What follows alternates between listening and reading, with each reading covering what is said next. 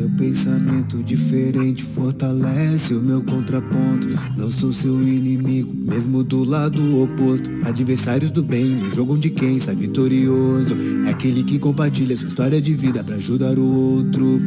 O mundo parou, mas eu não quis descer. Em meio ao caos eu só quis vencer. Reinventando, transformando, sendo mais consciente, pra que minha história lá no futuro seja exemplo de case. Do caos ao case, do caos ao case, do caos ao case, do caos ao case, do caos ao case, do caos ao case, do caos ao case, do caos ao case.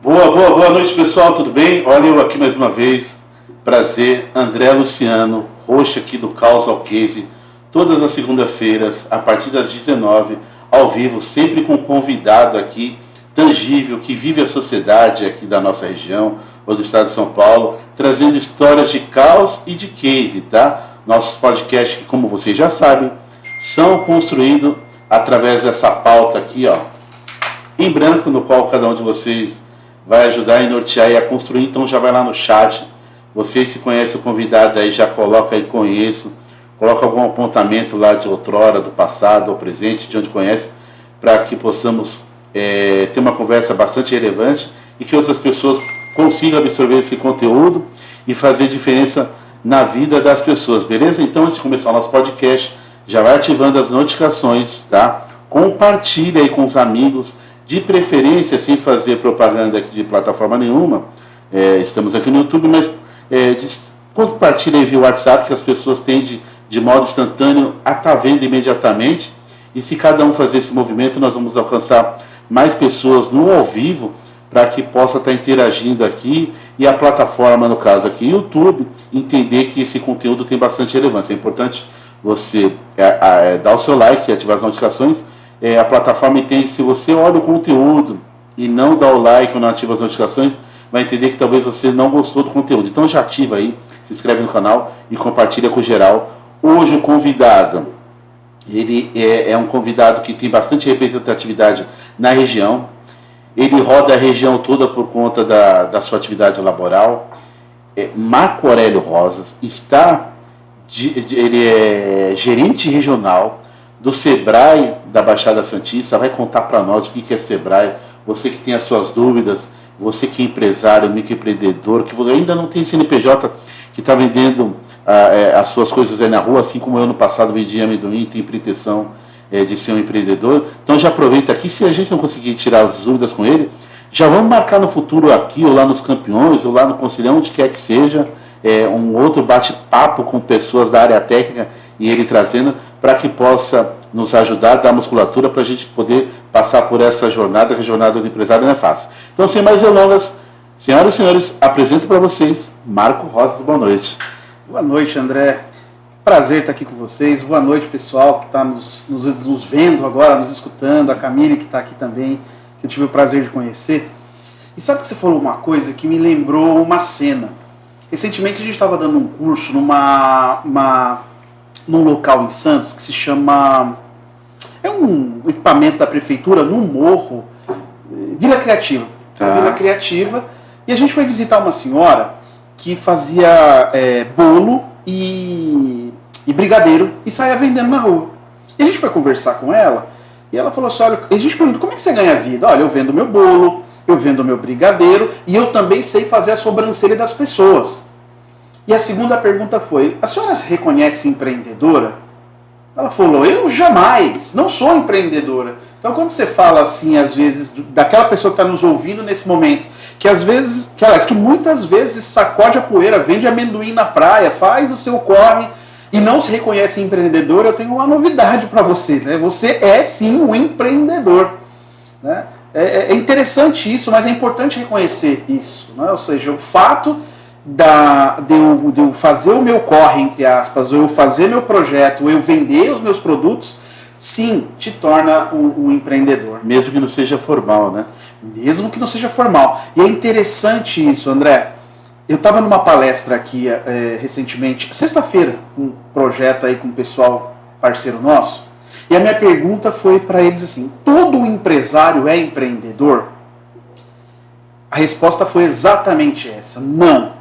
E a gente pode falar aqui no decorrer do nosso programa que empreendedorismo tem mais a ver com comportamento do que com o fato de montar empresa. Em alguns aspectos, por exemplo, eu vejo a Camille, que é uma estagiária que tem comportamento empreendedor. Sim. Assim como eu posso sentar lá na prefeitura e ver um funcionário público que também tenha perfil empreendedor. Seria muito bom que todo empresário fosse empreendedor. Aí a gente não teria aquele número de empresas que quebram nos primeiros 2 anos. Né? Porque posso garantir para vocês, a gente vai falar isso no decorrer do nosso programa, o sucesso do negócio não depende do negócio, mas depende do comportamento de quem faz a gestão dele. Tá vendo aí, pessoal? Marco Aurélio já chegou a 1000, tá vendo? E eu que geralmente sou cheirado no Baigon, ele já chegou já dando porrada. Então vocês já viram que o podcast vai ser bacana. Esse podcast que alguns estão vendo e ouvindo pela plataforma de YouTube e outros pelas outras demais plataformas, Spotify, áudio e vídeo, e os demais que só estão escutando aí pelas demais plataformas de streaming, né, Camille, Deezer e tantas outras aí. Então presta atenção, escuta. Se você escutou o insight aí e gostou, vai marcando aqui a minutagem, depois vai lá no YouTube e veja, o convidado é bonito, o convidado veio alinhado, então você também deve não só ouvir, como ver também. Mas antes de falar com Marco Rosas, gerente regional do Sebrae, eu quero falar com Marco Rosas, o filho da família, o homem de uma família, de onde veio, para onde está indo, porque para que uma pessoa possa ser de sucesso aqui na rua e está há tanto tempo na mesma cadeira onde está, ele não lembra, mas eu já participei de alguns eventos com ele, ora pela associação comercial, ora pelo Cicobi, né? Na associação lá, quando colocou o posto dentro do shopping, ali uma parceria, associação e Sebrae, ora no Cicobi trazendo algumas palestras, tal, enfim. Ele está há muito tempo e o Sebrae tem um papel muito importante na vida dos empresários, e eu penso que, assim como você falou para essa senhora dos bolos, as pessoas têm que se conscientizar, ainda mais depois do evento pandemia, da necessidade de buscar conhecimento, que às vezes a pessoa tem uma predisposição, mas não tem os predicados, os capitais intelectuais. Por mais que elas começaram a absorver esse tipo de conteúdo, dá para pegar uma coisa ou outra na internet, o podcast, mas eu penso que isso é só para começar uma jornada e depois poder fazer algo bem planejado, a Vera, e nada melhor do que o Sebrae. Mas antes de falar com o Marco Aurélio, o Marco Rosas do Sebrae, eu quero falar com o Marco Rosas. Ser humano, tira essa vestimenta aqui do o supergerente, o number one lá do Sebrae. Eu quero falar com o Marco Aurélio. Marco Aurélio, lembrar da infância. Quem é o Marco Aurélio? Ele é filho de quem? Onde nasceu? Onde criou? O que fazia? Estudou aonde? Formação? Legal, André. Esse tipo de papo que é bom, né? Descontraído. Eu tenho um amigo que diz o seguinte: não pode tremer beicinho, né? Porque a gente fica tenso. E aqui é um lugar onde a gente fica muito à vontade. Eu vou passar todos os meus predicados de borologia para você. No final você vai levar aqui uma carta, um certificado, e vai poder estudar lá em Harvard também, se quiser. Pode deixar, a gente vai sim. Bom, eu nasci numa cidade do Vale do Paraíba, chama Guaratinguetá, que é do lado ali de Aparecida, que é caminho para o Rio de Janeiro, né, na Via Dutra. E que quem quiser ir para a aeronáutica vai para lá. Lá é a Escola de Especialistas de Aeronáutica, é um lugar que tem muito, aliás, é uma academia, né? Sim. Forma pilotos, enfim. Nasci lá, meus pais ainda moram lá, meus pais ainda são vivos. O Nelson e a Selma. Nelson de Aguiar Rosas e Selma Auxiliadora Rosas. Então, como mês da família, vamos dar um abraço aí. Exatamente. Através do Nelson e da Selma, vamos homenagear todas as famílias. Exatamente. Mandar um beijão pro meu pai, pra minha mãe, que deve estar nos assistindo lá. Passei o link para ela também. E daí, eu nessa cidade mesmo, eu me formei em administração de empresas. E logo depois eu entrei no Sebrae. Entrei no Sebrae com 20 anos. E durante o meu tempo naquela localização, lá naquela região, eu trabalhei muito com projetos de de organização turística. Ali é uma região de muito turismo. Naquela época, agora eu não sei, faz muito tempo que eu não estou lá. Guaratinguetá? Mas a região. A região, por conta, tem Aparecida ali perto, você tem Campos do Jordão, você tem perto o pessoal que vai para Minas. Minas, e tem o litoral norte, que também faz parte daquele, do eixo, né? Do eixo. Vai para São José, desce. Mas da região inteira ali, André, na época, o local que mais recebia pessoas era Aparecida, eu acho que ainda até hoje é. E naquela época, o ano de 2008, 2009, eram 13 a 14 milhões de pessoas ano que iam a Aparecida. E eu não sei se você se lembra, mas teve um primeiro santo brasileiro, foi canonizado, ele se chamava Santo Antônio... Frei Galvão. Tá. Santo Antônio Frei Galvão. E ele nasceu em Guaratinguetá.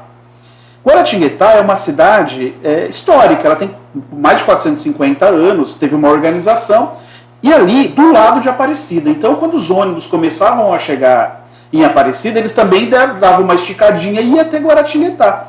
Só que naquela época ninguém estava preparado. Você imagina você convidar para sua casa, que cabe 200 pessoas, mais de 1.500 pessoas. Então gerou ali um caos, a gente trabalhou num projeto chamado Circuito Turístico Religioso. 2009, isso? 2009, 2010, até 2012. Foi uns 4, 5 anos. E ali também tem uma comunidade muito famosa chamada Comunidade Canção Nova. Sim, sim. Que é uma comunidade de muitos jovens, e é um lugar maravilhoso, lindo, enorme, e que ali ficou Aparecida, Guaratinguetá com Frei Galvão e Canção Nova, que, enfim, recebia milhares de pessoas ano. Eu conheci acho que foi prefeito ali de uma cidade do lado, ele estava sempre nos eventos com o Dunga. Isso, Dunga. Eu esqueci o nome do rapaz. Todas aquelas cidades ali, elas acabam tendo a mesma tendência. Né? A mesma tendência. E recebia muitos peregrinos, muitas pessoas que iam... Poti, eu acho. Poti? Potim. É uma cidade entre Guará e Aparecida. Tá vendo como eu tô? O urologo vai pegando. Hein? Exatamente, uma cidade pequenininha, muito, muito bacana, que fica ali. Depois, eu trabalhei lá, aí tinha um circuito turístico religioso, ali também, olha para você ver, mais próximo ao Rio de Janeiro, tem um circuito Vale Histórico, que são as últimas cidades do estado, e a última cidade do estado chama Bananal, e que tem aquelas fazendas históricas do período do café, né? Inclusive eu fui encontrar, tinha um fazendeiro, produtor de café, eu fui encontrar o nome dele aqui no Museu do Café de Santos, né? E historicamente aquelas cidades tinham mais escravos do que habitantes, né? São cidades que viviam da cultura do café, do ouro negro, uma cultura escravagista daquela época, e tem coisas absurdas ali, né, que a gente viu ocorrer naquela época, e ali formou-se um circuito histórico, onde você pode conhecer um pouquinho da história do café, da cultura daquela época, né, e ali também tem a questão da Serra da Bocaina. Essa Serra da Bocaina é aquela que vai sair e encontra Angra dos Reis, que já é Rio de Janeiro. Tá. Ali é um lugar também muito bacana, que para quem não conhece vale a pena conhecer, até para aprender um pouquinho da cultura do café. 2012, que aí eu saí de Guaratinguetá, fiz um processo seletivo e fui gerenciar o escritório de Araçatuba, que aí fica no noroeste do estado. Eu saí de uma ponta, fui para outra, foi um dos melhores lugares, assim, além de Santos, a Baixada Santista, que eu já trabalhei. E lá a cultura é a carne, né? Bovino, cultura da carne, da cana, e vários polos. Ali tinha um polo calçadista, de fabricação de calçados infantis, Tá. que é Birigui, enfim. Fiquei 6 anos ali, fiz muitos amigos, muitos irmãos. Aí. Até hoje eu vou lá reencontrá-los, apesar de ser bem longe, mas é um lugar maravilhoso, vale a pena também conhecer. Em 2017, o meu diretor, o Ivan, um grande amigo, me propôs essa vinda para a Baixada Santista. Naquela época minha barriga ficou... Sabe quando você gela a barriga? Sai de um lugar, vem para outro, e para mim a Baixada Santista era um lugar muito grande. Mas foi uma grata surpresa, né? Porque é um lugar maravilhoso, de pessoas sensacionais, enfim, foi um grande aprendizado. Então você já rodou bem aqui o estado, né? Já. Bacana quando você trouxe aqui a fala lá do resquício da cultura escravagista, né? Ali em Bananal. Bananal. eu levando contratos, porque a pandemia não assinou aqui, a gente começou a assinar alguns contratos aqui, que até hoje eu não acredito, assinar no celular. O camarada acostumado a levar tudo ali na mão, então às vezes eu levava algumas coisas ali para Amparo, para aquela região, e aí conversando com uma senhora, eu fui receber um honorário dela me pagou, já conheci o senhor já umas 6 vezes, e pá, que gozado, né? Eu falei com minha filha, a filha dela tinha uma loja e o filho tem um negócio de som. A senhora, há tempos atrás, uma pessoa que nem você era só filha do escravo aqui. Não ia ser uma comissão, uma pessoa de curso, me desculpa, mas ela falando assim, ela tentando ser educada. Eu penso que tudo pode ser dito, depende muito do jeito, da forma, mas eu percebia que dentro dela ainda era contraditório, porque ela falou assim, meu filho não ganha isso em 3, 4 meses na empresa dele de som. E isso eu acho que foi em Amparo, foi na cidade de Amparo. Eu fui lá, fui até com meu pai na época, e algumas cidades, o som é negro e tal, porque para eles associam com os empresários, é de uma determinada cor, e eu penso que aqui na Baixada tem muito disso, tem essa miscigenação, você vê preto, branco, árabe, chinês, todo mundo aqui pode tudo, todo mundo faz tudo, não tem essa coisa de certa forma de um monopólio ali velado, né? Legal. E assim, eu acho que um dos pontos mais fortes da Baixada, do Brasil, é essa miscigenação, né? Sim. Como isso é rico, como a gente convive com japonês, com italiano, com, enfim, qualquer tipo de crença, de pessoas. É um país muito acolhedor, né? A região, eu acho, na verdade, resume por conta, nós temos fronteira com o mundo, né? Exatamente, nós temos fronteira para o mundo e é engraçado, né? Eu tive a oportunidade de fazer um curso uma vez fora do Brasil, foi na Itália, e a minha dificuldade era a cultura, de como nós somos amigos, a gente aperta a mão, a gente conversa tal, e como aquela outra cultura é meio assim, né? Poxa vida, não é mais reticente, mas é uma questão cultural, né? Mas o ponto é que o brasileiro, nessa miscigenação toda que nós temos, na minha opinião, é o ponto mais alto que a gente tem, mais bacana. Você engatou a quinta marcha aí. Eu vou voltar um pouquinho na terceira, porque você falou do pai e da Vamos reduzir. Você falou do pai e da mãe, mas você não falou que faz de conta que você está naquele programa de sexta-feira que passava na TV, onde come, né? Era assim, Camilo? O que vive, vamos saber o que ele faz. O que faz. Lá na sua região, na sua cidade, Guaratinguetá, o Marco Aurélio o que fazia lá na adolescência? Ele estudou querendo ser gerente regional do Sebrae, o que fazia? Tinha pretensão de fazer faculdade para ser isso, aquilo. Conta um pouquinho mais como que era a sua infância lá. É engraçado, André, eu vou só fazer um parênteses. Esses dias eu estava numa escola, lá em Santos, uma escola, e estava no 2º ano. Tá. Eles têm um projeto muito bacana, onde a gente fala um pouquinho da nossa profissão, né, do que a gente faz e tal. E aí um adolescente levantou a mão e disse o seguinte: olha, tio, eu entendo o seguinte, se nada der certo na minha vida, eu vou ser empresário, é isso mesmo? Eu fiquei com aquilo na cabeça e falei, olha, a minha geração, quando você falou eu sempre sonhei, na verdade as coisas foram acontecendo e não teve muito planejamento, não. Porque na minha época, na minha geração, a gente vendia o almoço para pagar a janta. Eu fiz administração porque eu conseguia pagar, né? Porque a gente tinha ali a nossa vida extremamente limitada lá em Guará. Meus pais não tinham condição, né? E aí a formação é administração de empresas. Administração de empresas. Minha primeira faculdade, aliás, eu só tenho essa faculdade. Depois eu tenho outras pós-graduação, mas a minha faculdade é administração porque naquela época era o que dava.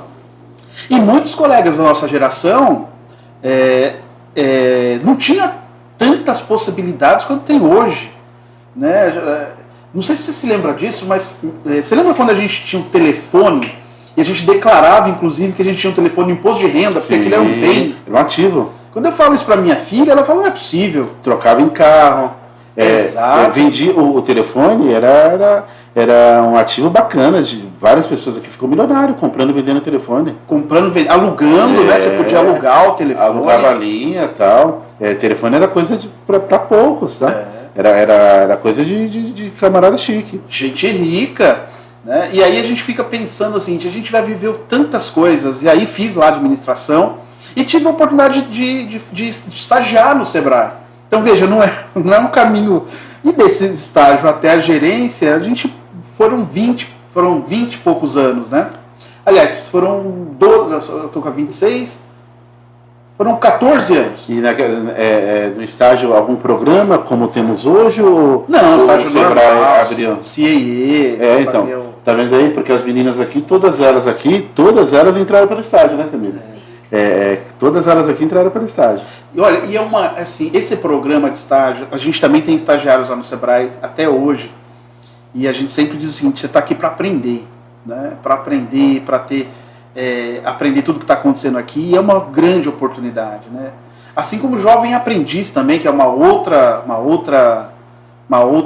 vertente, mas que também serve para que o jovem possa estar no mundo do trabalho e aprender tudo que precisa ser aprendido. E aí, você fazendo estágio, você já mirou, vou mirar naquela cadeira lá do gerente regional. E também não foi assim, não. Então conta aí para nós. Veja só, eu estava tão envolvido com esses projetos de desenvolvimento turístico lá naquela região, que abria processos, fechava processo, eu nunca participava. Até que uma vez, uma amiga, chama Renata de Paula Guimarães, ela está nas minhas redes aí também, ela falou: você precisa fazer uma terapia. Eu falei: mas isso é pra louco, né? Aquela coisa da cabeça da gente antiga, né? Mas aí ela me convenceu, eu fui fazer essa terapia. E esse psicólogo dizia: poxa vida, você tem um perfil muito interessante, por que você não participa? Eu nunca tinha pensado nisso. E aí, da primeira vez que eu participei, eu passei. Eu nunca tive esse olhar, né? Sempre olhei, eu estava muito focado nos projetos e nunca olhei naquele outro. E veja, é uma coisa que foi um grande aprendizado. Quando você está numa região do estado, tem família, consolidou-se com amigos, parceiros, e do nada você vai a 700 quilômetros longe dali para construir do zero tudo de novo, né? E aí não falei das minhas filhas, né? Tenho 2 filhas, a Milene e a Mariana. Eu também tenho 2 também. Tem 2? Qual a idade da Milene e da Mariana? A Milena tem 18 e a Mariana tem 15. Então manda um abraço para a Milene e para a Mariana. Já manda um beijo para elas. Milene, Mariana, vou contar onde elas estão, inclusive, pra você ver como é que é a vida. Estão fora do mundo, hein? Não, estão aqui no mundo, mas já antecipando, né? Durante a pandemia, minha esposa tomou uma decisão de ajudar o pai numa empresa lá da cidade dela, que é Pouso Alegre, Minas Gerais. Tá. Então hoje elas moram lá e eu moro lá os finais de semana. Eu vou ficar com a minha família os finais de semana. E elas estão super felizes lá. Então, Milene e Mariana, já compartilha com todo mundo esse conteúdo aqui, espalha para Pouso Alegre aí, pessoal de Campos, pessoal da Caldas, a região toda aí. Lá é uma região muito bonita. Sim, muito bonita. Mas muito frio. Frio demais, nossa. Poços de Caldas, né? Às vezes tem uma cidade lá, chama Monte Verde. Sim. O pessoal da Praia Grande adora Monte Verde. Tem o clima de Campos do Jordão, mas é a metade do preço das coisas, né? Por isso que ela hoje é diferente, né? Mas enfim, a minha família tá morando lá. E a minha filha era pequena quando eu saí de lá. Aí minha filha fez amigos, enfim. A gente construiu uma história. Aí 7 anos depois, do nada, eu saio de lá, venho para Santos. E nisso, para um adolescente, é muito ruim, porque ele constrói, desconstrói. Apesar de ser bom também, porque aprende, né? Sim. Cada lugar é uma coisa. E aí minha esposa decidiu ficar perto dos pais dela, ajudar o pai também. Nos negócios? Ela tem uma empresa de tapetes. Um comércio de tapetes muito antigo, bastante conhecido na cidade de Pouso Alegre, então ela foi ajudar o pai. E hoje ela está lá. Então, a minha esposa chama Mildrelaine. Então manda um abraço para ela. Manda um abraço da... Um beijão aí, Mil. A gente chama ela de Mil, tá? Porque o nome é complicado. Mildrelaine não é um nome muito, muito comum, né? Um abraço, um beijo, né? E compartilha aí também. Então tá. E aí, você lá na cidade, entrou no Sebrae como estagiário. E como que foi o seu processo lá? Eu quero que você fale um detalhe, por quê? Geralmente, meu pai, eu sou filho de um baiano, morava lá na Bahia, e a cultura de quem, antigamente deles, do tropeiro, era caçar. Às vezes você atirava num bicho que você estava vendo e pegava o outro. O que importava era comer. Se você comeu tatu ou passarinho, então de repente esse papo não vai só ser absorvido pelo empreendedor, pelo empresário, pela dona, aquela senhora do bolo, que ia montar o CNPJ, mas não adianta ter empresa, porque a empresa é formada por pessoas, e sim para o pessoal da base, para os estagiários, que eles sim estão vindo com ideias novas, que têm formado as empresas. Eu aqui, todo o quadro vem de estágio, ou de Núbia, de CEA, então conta essa sua jornada aí para o estagiário agora prestar atenção. Bom, o estágio é um momento de vida, é um estágio de vida de muito aprendizado. Inclusive até para saber o que eu quero e o que eu não quero, né? Se serve ou não serve. Se serve ou não serve. É interessante isso, né, André? A gente sai de hoje, atualmente, sei lá, um adolescente sai dos seus 17 anos, ele tem que escolher uma profissão para a vida. Então o estágio é aquele gap onde a gente vê, poxa, será que é isso mesmo? Não fala nada a ver. Às vezes não é nada a ver, vou para uma outra, enfim. E é uma hora, entre aspas, até de tolerar o erro. Né? A gente é muito intolerante ao erro. E às vezes errar é importante. No mundo dos negócios isso é muito comum, inclusive isso faz parte do perfil empreendedor. Errar e aprender com os erros. Né? Tinha um comediante, eu esqueci o nome dele, ele tem um livro chamado Sucesso do Fracasso. Como é importante, às vezes, fracassar para poder compreender e tomar caminhos. Né? É que o pseudo-fracasso te traz lições, né? Muitas. Nem sempre foi fracasso, ficou aprendizado, né? Fica o aprendizado. Bom, aí passei pelo movimento estágio, entrei no Sebrae, passei por diversas áreas no Sebrae, desde atendimento de balcão, que é o primeiro local do Sebrae onde as pessoas buscam ou montar um negócio ou melhorar o seu negócio, partindo aí depois para os projetos, organizando setores, rede hoteleira, gastronomia, de ambientes para receber o turista, incubadoras, enfim, passei por uma série de áreas do Sebrae antes de assumir a gerência aí. No caso, quando eu assumi a gerência não foi em Guará, mas foi lá em Araçatuba, na cidade de Araçatuba, e depois eu vim para cá. Mas basicamente a minha história está muito relacionada ao Sebrae, né, pelo tempo que eu estou trabalhando e a dedicação que a gente coloca aqui, grande maioria do tempo. E que consiste, você falou do estagiário, então fica a dica para os estagiários. Estagiários, você pode ser uma produtora de TV, isso, assim como a Camila está caminhando, pode ser uma gerente financeira, assim como a Amanda, pode ser uma gerente imobiliária, assim como a Jéssica, que veio do estágio, contratos ou jurídico, assim como uma Angelina, que também veio do estágio, assim como tem diversos outros corretores, mas nem todos eles do CIE, porque as empresas precisam estar inovando. Isso. Mas inovar nem sempre é tecnologia no equipamento. Inovar, às vezes, é a maneira e o jeito de fazer. Fala besteira ou não? De jeito nenhum. E nada melhor do que o jovem, que vem, vai pegando a confiança do empresário, e passado um X tempo, nós somos acostumados a assinar um contrato de uma maneira. Daí vem uma tal da pandemia, que não sei se vocês viram falar em pandemia. Daí vem lá um estagiário e fala assim: André, olha, dá uma olhadinha isso aqui que o senhor gosta. Deixa eu dar uma olhadinha. E notariado e tal. Aqui está dizendo que eu vou assinar pelo computador.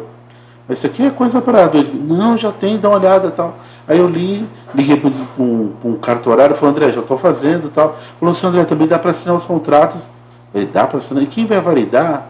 Não, tem assim uma tecnologia, daí tem um blockchain, daí certifica. Não, mas espera aí, tem muita fraude. Eu falei: cara, se o cartório tem fraude, tu acha que eu vou acreditar? E quem abriu os olhos aqui do conservador? Estagiária. Sim. Se não fosse estagiário, não ia abrir. Hoje nós estamos aqui agora falando com algumas pessoas e tantas outras vão nos ver e ouvir em várias partes do mundo, porque uma estagiária está ali apertando o botão, ela muda a câmera, desmuda a câmera, ela é polivalente, ela tanto está nas câmeras como ela está nos celulares ali, colocando nas outras mídias, simultaneamente, por conta que tem um estagiário que está ali aprendendo, antenada para o novo, porque as pessoas, no passado, a gente tem nosso instinto, os desbravadores saíam aí de Portugal, da Península Ibérica, descobrindo outros lugares para poder absorver riquezas. Aí o mundo deu uma pacificada, todo mundo se contentou com o que tinha, né? Uhum. E é uma tendência natural as pessoas acomodar. E nós precisamos desse pessoal que está querendo buscar, desbravar, conhecer coisa nova, querendo montar uma modalidade do qual eles possam ser o número 1. Exato. André, acho que você fala, a faculdade que você fez, ela foi muito... burologia. Burologia em Árvore. Em Árvore. Árvore de Angolão, especificamente. Ela tem uma sabedoria tão grande, porque às vezes eu fico observando, estou falando por mim, tá? Às vezes eu vou lá, tem um consultor nosso, que é o Rodrigo, que mexe só com finanças. Ele ajuda as pessoas a formar preço, fazer fluxo, precificar, buscar uma linha de crédito subsidiada, enfim, ele manja tudo disso. Rodrigo. Já anota o nome aí, Camila. É Rodrigo Martins. Rodrigo Martins. Mandar um abraço para ele. Aí vamos imaginar assim, que segunda eu tô com o Rodrigo e ele tá fazendo essa palestra, eu tô escutando. Aí o César, que é um outro consultor de marketing... Eu conheci o César, já ouvi ele falar 2 vezes. Tanto lá no Clube para São Paulo, Isso. no evento um ano atrás, e lá no teatro, lá no evento lá do Dia do Empreendedor. Isso. E ele falou de inteligência artificial. Isso. De como a inteligência artificial pode ajudar o empresário, tal. Aí eu vou falar com a Michele, uma outra especialista em turismo, alimentação fora do lar, com marketing, aí tem o Cruz. Veja só, o mundo empresarial, não é possível que uma pessoa só saiba tudo ao mesmo tempo. Só que às vezes o empresário ele é muito solitário. E o que você falou é importante. Às vezes você traz pessoas para próximo de si, um estagiário, e que nos abre a mente. Então, para você que nos ouve hoje, que quer empreender, o único lugar que é certeza infelizmente, de mortalidade de negócios é a solidão. Porque é impossível ter o conhecimento todo do Rodrigo, o conhecimento todo do César, o conhecimento todo...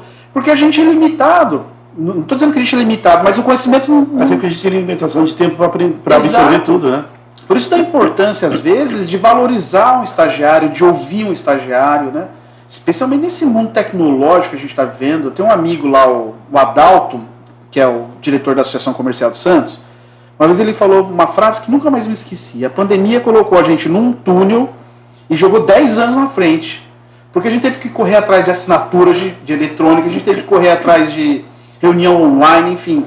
As empresas que não tinham delivery correram atrás rapidamente, enfim, a gente teve um avanço muito grande na pandemia. Uma vez eu estava assistindo um programa e um super executivo de um banco grande, ele falou assim, olha, a gente está estudando há 3 anos para colocar 300 pessoas em home. Do dia para a noite eu coloquei mais de 5.000 pessoas trabalhando em home e não perdi a produtividade, enfim. Então a pandemia deu uma sacudida no mercado. Inclusive o home, para quem consegue metrificar, dependendo do negócio, a produtividade aumenta e muito. Sim. Porque tem maneiras, a legislação já está aí, de você ver a performance tanto da entrega, não só focada no resultado, e sim das horas colocadas ali no tempo do home. Aqui, para mim, a pandemia, quando começa a pandemia, para mim foi maravilhoso. Porque como eu tenho uma carteira de locação, e muitos proprietários já com uma certa idade, antigo, eu relutei, mesmo arrumando um pouquinho de problema com minha esposa ficou com muito medo, muitas pessoas morrendo ali no começo, e a mídia, como quer ver sangue, a mídia sempre promovendo até um pouquinho mais, colocando um pouquinho de... todas as mídias viraram aquelas mídias sensacionalistas que tinha no passado, e morte. E só que eu tenho algumas pessoas de idade e eu não achava justo eu não estar aqui, então eu arrumei jeito e protocolo de poder atender, de receber os locatários, de fazer os repasses para esses locadores conservadores. Os Sírios, depois de 1 ano e pouco, me agradeceram aí, e todo dia era uma faculdade, porque alguns locatários, alguns estavam tendo um problema momentâneo, outros querendo se aproveitar, então você tinha que tratar casa a casa. Eu penso que nós trabalhamos aí umas 10 vezes mais, para poder adequar esses interesses, adequar os interesses subjetivos do que estava incutido na mente daquele camarada que estava do outro lado, fazendo um pleito de uma redução de aluguel, se justificava ou não. Sim. A pandemia, eu penso que você da pandemia com o MBA. E assim, foi a maior escola pra gente, né? E outra coisa que você falou, André, que eu acho que essa faculdade que você fez, ela tem toda a razão. Inovação, às vezes a gente pensa que é um software novo que vai sair, pode ser que seja, mas não é. Não é. O fato, por exemplo, de você pensar numa estratégia de como fazer o repasse para aquele idoso, Isso é inovação. Olha para você ver que maluquice. Recentemente, foi antes da pandemia, uns 4 anos, eu visitei uma loja no interior de São Paulo e a senhora começou a dizer o seguinte: olha, todas as vezes que as mulheres vêm na minha loja para comprar, e geralmente no sábado os maridos vêm juntos, esses maridos querem acelerar ao máximo para que elas comprem e vão embora, porque eles não aguentam mais. Isso me atrapalha, porque elas acabam não levando mais coisas. E ela tinha um espaço que ela não utilizava. Ela colocou uma mesa de sinuca, uma chopeira e escreveu em cima: estacionamento de marido. E ali, do lado, tinha só roupas masculinas, bermuda, calça, cueca, enfim. E os maridos ficavam ali. E as mulheres podiam ter paz e comprar. Veja, não tem software nisso. Estacionamento de marido. Estacionamento de marido. Onde que é esse... Isso foi em Ribeirão Preto, né? Bom, aí eu fico pensando assim, tem um livro de um escritor português famoso, chama José Saramago, se eu não me engano, ele dizia o seguinte: para entender da ilha é necessário sair da ilha. Sabe, às vezes eu falo isso para o empresário. Às vezes é importante, eu sei que é difícil porque o tempo do empresário é escasso, mas às vezes é importante ele sair da mesa do balcão e olhar o que está acontecendo para ver o que ele pode fazer de diferente.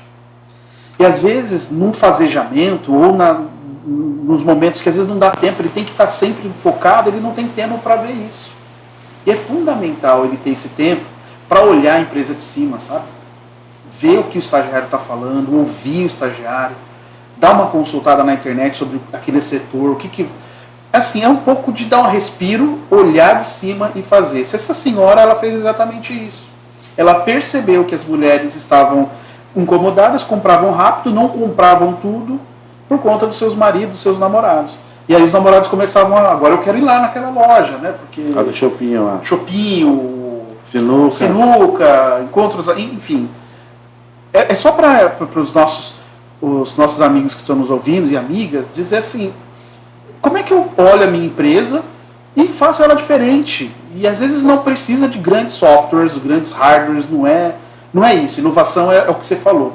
É fazer de modo diferente. Diferente, é o que você fez com os idosos. Isso é inovação. Não, e aqui quando começa a pandemia, eu, na verdade, aqui dentro eu ganhei várias empresas e vários outros empresários. Sim. Que eu parei de trabalhar, na verdade, porque eu vi que dependendo, eu estava atrapalhando em alguns setores aqui. Porque o mal do camarada do dono de um negócio, ele pensa que ele é dono de uma coisa. Uhum. E às vezes ele é bom dentro de 100 coisas que tem ali dentro de uma coisa. Exatamente. Que às vezes é importante. Mas as demais todas têm pessoas muito melhor. Ninguém é melhor do que a Camila aqui para fazer o podcast. Ninguém é melhor do que a Amanda ali para gerir o financeiro. A Jéssica para lidar com os corretores. A menina ali dos contratos. A doutora lá do jurídico. Uhum. E eu posso ficar livre, porque tem pessoas muito melhores que eu. Na verdade, eu virei palpiteiro só aqui dentro. Eu só dou um palpite, porque você passa a errar menos, né? E é um sucesso quando você observa a sua empresa e vê que ela funciona sem você. Olha que maluquice isso, né? Algumas pessoas vão se incomodar com isso. Mas em alguns aspectos, se a gente tem uma empresa sadia e que, de certa forma, os processos estão tão bem definidos que ela não precisa de você, você tem tempo para pensar em outros negócios. Hoje eu estou virando relações públicas. Tá pensando num podcast tão bacana quanto esse. Sim. Entendeu? Quer dizer, você se permite a fazer outras coisas. E é importante isso, porque às vezes, quanto mais você fica focado e centralizado, você não vai ter tempo de pensar em outras coisas. Mas isso foi construído, tá? Porque o Sebrae me ajudou muito. Eu participei daquele programa ARI com a... Tem os agentes locais de inovação. Esqueci o nome dela. Ela está lá ainda no Sebrae. E aí eu falei, é isso. Uhum.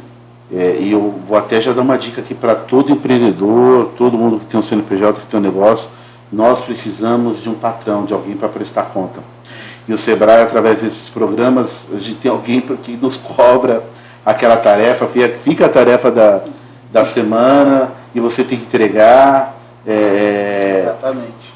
Conta para o pessoal, Marcos, quais são hoje os programas que o Sebrae pode ofertar para quem ainda não é empreendedor, para quem está empreendendo, para o médio, para o grande empreendedor, em especial os empresários e microempreendedores da nossa região aqui da Baixada Santista e também onde compreende a área de atuação de vocês aqui na Baixada Santista.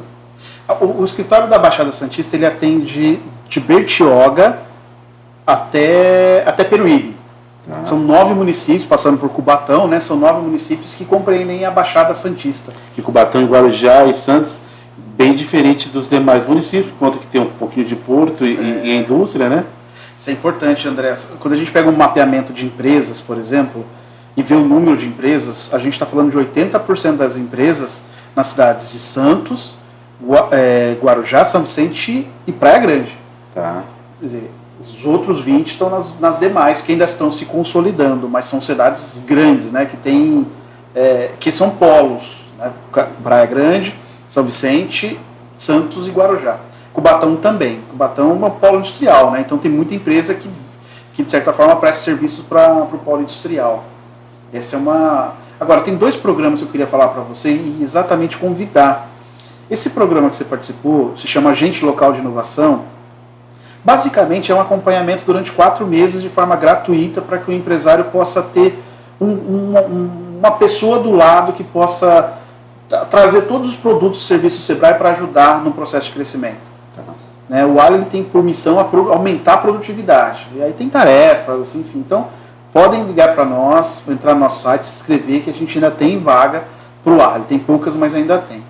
E o segundo programa, que a gente está fazendo uma parceria com o Fabrício aqui da Associação Comercial, com a Luciana Viana, que é a diretora dele, que é fazer um seminário internacional aqui que chama Seminário Empretec.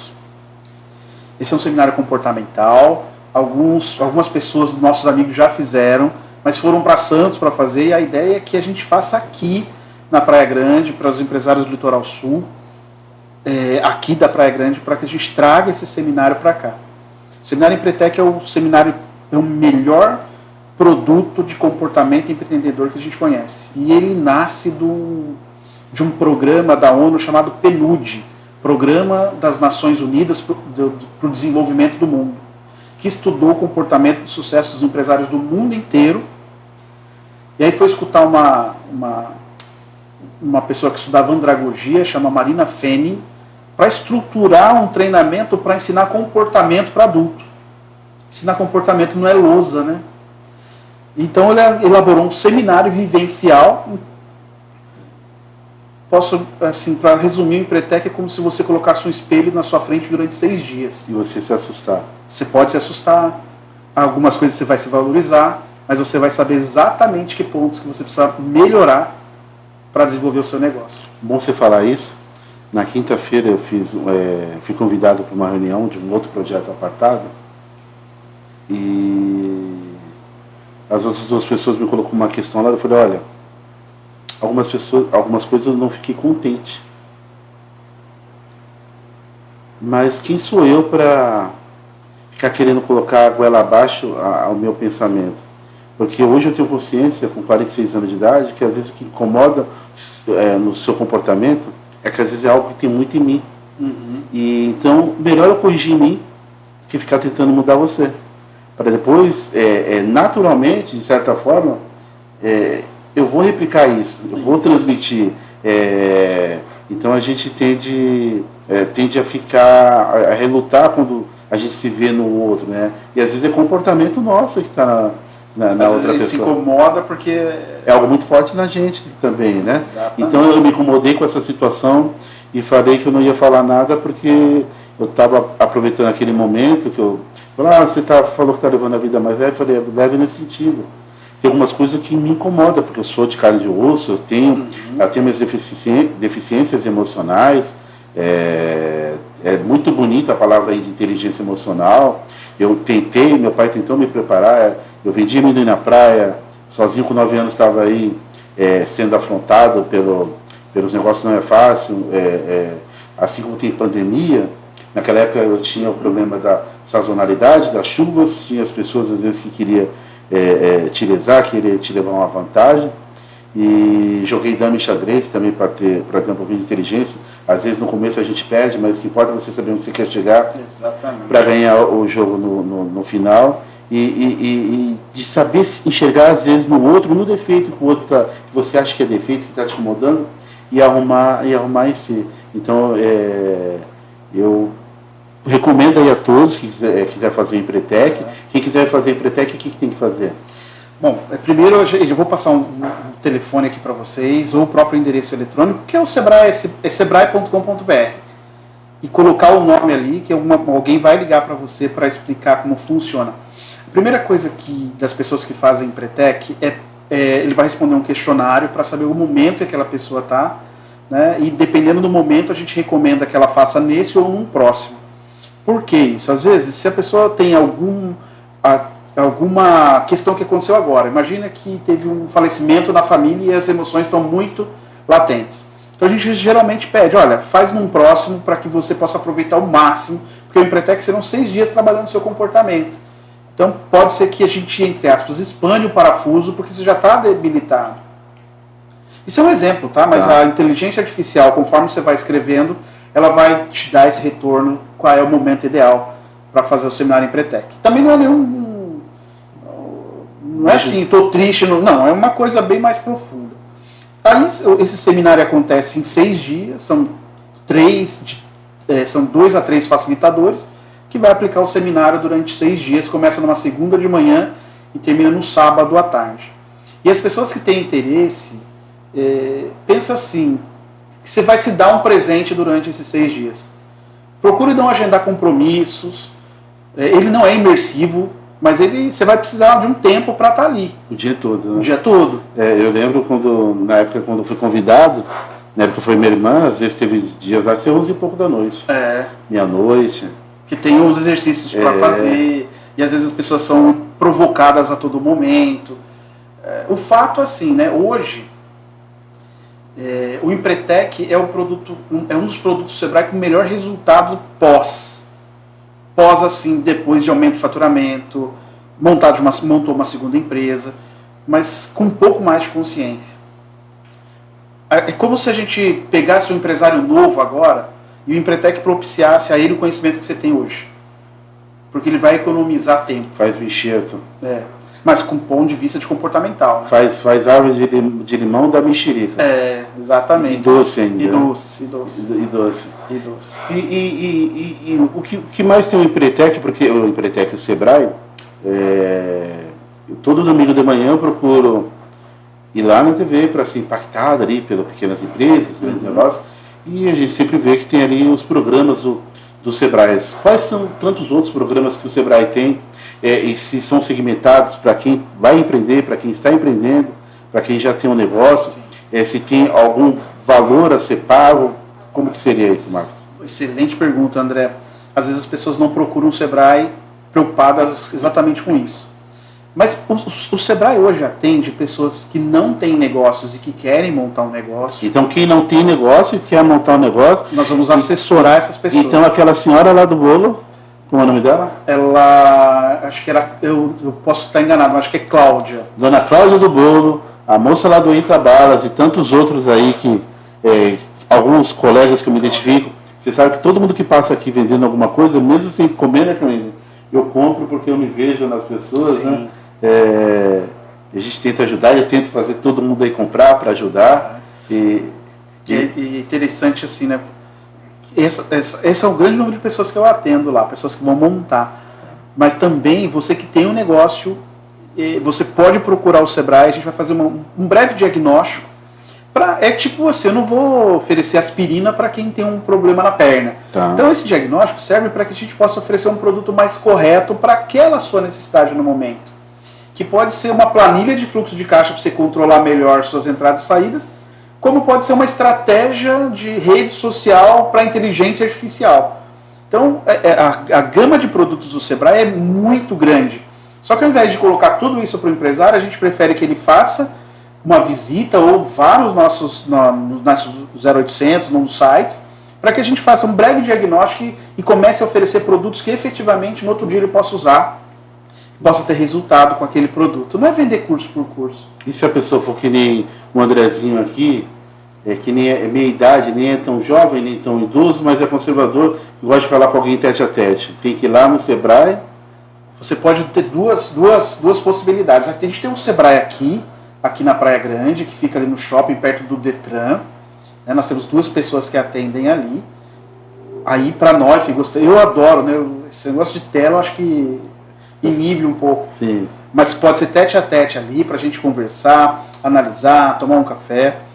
Lá em Santos a gente tem um escritório regional maior, que também pode ser. Se você, olha, não, quero conversar online para ser mais rápido. Então, se eu entrar no site do Sebrae agora, você faz um agendamento.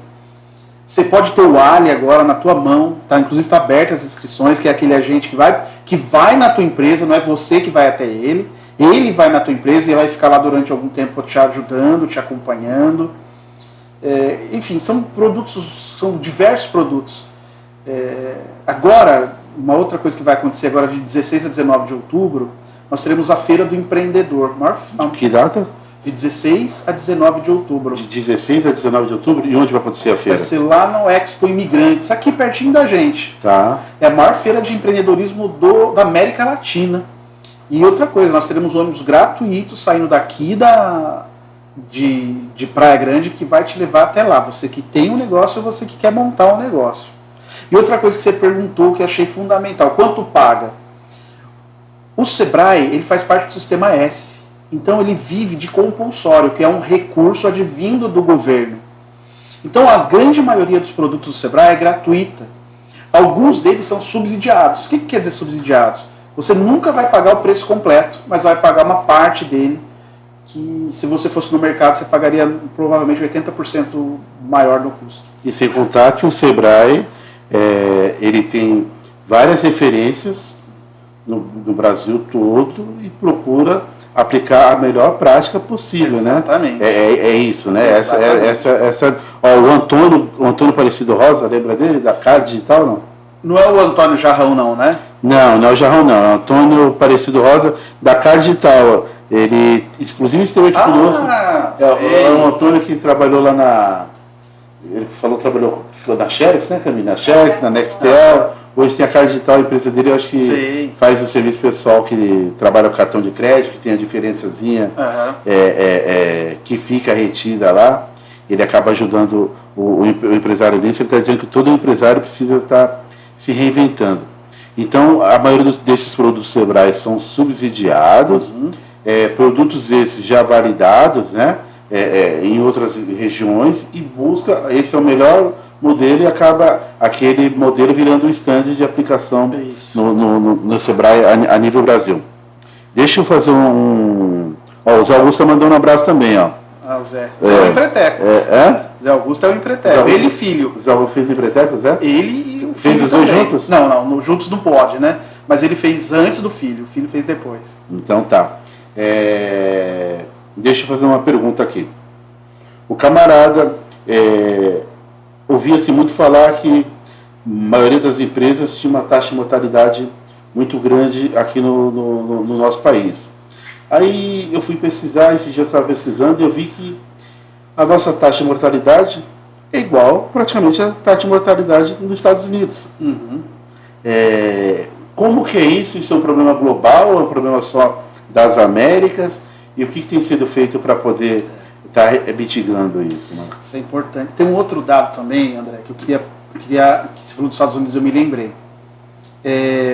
Um dos indicadores que mostra se um país ou um território ele é empreendedor ou não é uma divisão entre o número de habitantes pelo número de CNPJs, no nosso caso, CNPJ no Brasil. Na Baixada Santista, a cada 10 habitantes a gente tem um CNPJ aberto. Arredondando, vamos imaginar 2 milhões de habitantes e nós temos 200 mil empresas. Com esse dado, a gente chega a um nível de empreendedorismo, se for só analisar esse dado, de América do Norte, ou seja, dos Estados Unidos. Só que tem uma diferença aí, né? A gente está falando de MEI, enfim, tem uma série de qualificação, mas a gente é um território empreendedor. Esse é um ponto importante. Tá. Agora, outra coisa que você me falou, e especialmente para você que está interessado em montar um negócio. Hoje, no estado de São Paulo, de cada 100 empresas abertas, 22% não chegam aos primeiros 2 anos de existência. Esse é o indicador que a gente tem. De cada 100? 22. Então é um indicador que a gente pode olhar por 2 prismas. Um é esse, poxa, então 88 não. 78, né? 78 eles continuam abertos. Ótimo. Agora, tem um estudo E aí você que está querendo abrir um negócio, chamado Causa Mortes, olha o nome do estudo, né? E ele está lá num datasebrae.com.br, que é uma pesquisa em profundidade que mostra o porquê essas pessoas quebraram. Então, para você que quer montar um negócio, que já quer sair na frente, para não errar, não. Já lê os erros, que é importantíssimo para que você possa sair um pouquinho na frente e não entrar nessa mortalidade de negócios. E está lá, né? Posso adiantar para vocês. Quais são os maiores? A gente tem assim, eu não vou ter uma precisão, mas passa de 90%, 3 pontos. Falta de planejamento. Sabe que eu monto o negócio, vou lá e monto, Do nada. sem pensar muito, sem planejar, sem colocar no papel? Falta de planejamento é uma. 2, gestão ineficiente. Você pensa assim, você pega aqui um corretor que veio agora trabalhar, ele faz um trabalho muito bem feito e ele vai montar uma imobiliária. Ele era bom de vendas, Exato. mas não era bom de gestão. Porque né? agora ele deixa de ter vendas para olhar contador, folha salarial, cliente reclamando, enfim. O pós, porque eu penso que eu hoje estou bem consciente que o departamento mais importante aqui da imobiliária, por exemplo, é esse aqui onde nós estamos. Sim. O de marketing. Só que para ele se manter, eu preciso do pessoal de venda validando. Não adianta eu promover e lá não tem entrega. Uhum. Só que o camarada de venda, ele quer vender e pronto. Então eu preciso ter as meninas de retaguarda de suporte para cuidar dos detalhes, transferência de energia, de condomínio, de IPTU, aquelas transferênciazinhas, de indexar certidões do jeito que eu quero, porque eu também tenho esse problema não só com o corretor, mas com o pessoal de cartório, de não querer colocar aquela redação que para mim é importante, introduzir as certidões na escritura para dar segurança jurídica para o meu cliente. Eu não estou nem aí se o escrevente vai trabalhar mais ou menos, vai ter que colocar um monte de número. Eu preciso resguardar o cliente, porque eu não vendo imóvel, eu vendo prestação de serviço. Isso. E como o CDC vai bater em mim, então a maneira mais tranquila de eu provar no futuro que o trabalho foi feito de maneira transparente é anexando as certidões na escritura, não só virando parte integrante, mas também constando na redação, instrumentalizando ela. Então eu penso que o suporte, o ruim do empresário, que geralmente ele é eu empresa, e ele fala, poxa, eu vou contratar uma menina para fazer isso, para fazer aquilo, só que esse suporte ele dá longevidade pro teu negócio, né? Exatamente. Você citou 2 pérolas importantes aí agora, né? Primeiro, assim, veja só, se eu trabalho numa grande empresa hoje, o Sebrae, por exemplo, Sim. eu tenho lá uma área de marketing, eu tenho uma área jurídica, eu tenho uma área comercial, tenho uma área de consultores, enfim. E tem equipes para isso. Beleza. Agora, quando você pega uma pequena empresa, é um empresário girando pratos a todo momento. É até esquisito falar isso, né? Mas sabe aquele artista que gira pratos mesmo? É a vida do empresário hoje. Mas ele pode... Eu posso dar um ensinamento prático para ele? Pelo amor, pode, claro. Eu sei como que é. A gente quer economizar, precisa também chegar o feijãozinho melhor em casa. Exato. Que você não contrate o profissional X, mas você pega o teu predicado, empresta ali para o estagiário e ele vai cuidar, e depois ele vai melhorando, ele vai se pagando gradativamente. Exatamente. E essa roda gigante, se você vai formar uma mão de obra dentro do teu negócio, só que você precisa segregar, até para você decidir, porque se você está envolvido, geralmente, eu com essa cabeça aqui grande e feia, meu pai acha bonito. Porque quando nós estamos no processo fazendo, a gente não enxerga o defeito. Agora, se tem alguém fazendo, você vai estar faltando isso aqui, coloca essa cerejinha aqui, né? Então você tem que ter essa inteligência de sair da ilha para poder enxergar melhor a ilha. Né? E outra preciosidade que é sutil, até óbvia, mas as pessoas não entendem, é o que você acabou de falar. Quer dizer, eu não vendo apartamento. Eu vendo um sonho, eu vendo um... É interessante isso. Às vezes, eu estava vendo uma grande empresa de chocolate, uma vez um CEO grande, e ele perguntou assim, qual que é o meu negócio? E a plateia diz, seu negócio é chocolate. Eu falei assim, não, meu negócio é presente. Quando você vem aqui, você se presenteia, eu presentei alguém. Chocolate você compra em qualquer lugar. É sutil isso, mas é importante. Se você entende que não é o que você vende, mas é o que você vende propicia para as pessoas, muda todo um cenário de comunicação. Todo um cenário de comunicação. Quando você está viajando numa estrada e está cansado, por exemplo, e você entra num hotel, você não está comprando a cama, beliche, televisão, o ar-condicionado, você está comprando descanso. Então uma dica para você que nos ouve agora é fazer uma reflexão. O que de fato você vende? E o que você vende não é o produto, mas o que ele propicia na vida das pessoas. E quando essa mudança de uma palavrinha chata, né, de mentalidade. O pessoal fala mindset. Ela acontece, parece que mágicas também acontecem. Especialmente para aquele vendedor que vai ter um outro discurso. Quer dizer, porque você não está vendendo o produto em si. O produto é o meio. Sempre foi o meio. Né?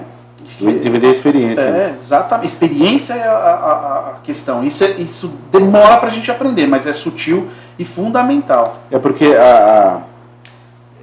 as coisas, por mais que sejam sólidas, a cama e tal, aí você tem que tentar enxergar aquilo como se fosse água, anafórmica. Uhum. E a forma como você vai entregar é o que o pessoal fala muito do marketing digital, mas não é marketing digital porque ele tem várias outras derivações. Essa questão do camarada de copy, que usam-se muito na política, de construir uma narrativa, a narrativa que acaba sendo o abre-alas do insumo, do produto, né? Seria, no caso, o copyright, né? Exatamente.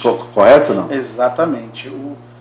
Teve uma época, André, quando eu trabalhava em projetos de turismo, sim, e tinha algumas cidades da Mantiqueira, Campos do Jordão é uma delas, né? Mas tinha outras cidades também tão bonitas quanto Santo Antônio do Pinhal, São Bento do Sapucaí, e a gente discutiu assim, como é que a gente pode atrair pessoas para esse lugar e de uma maneira diferente.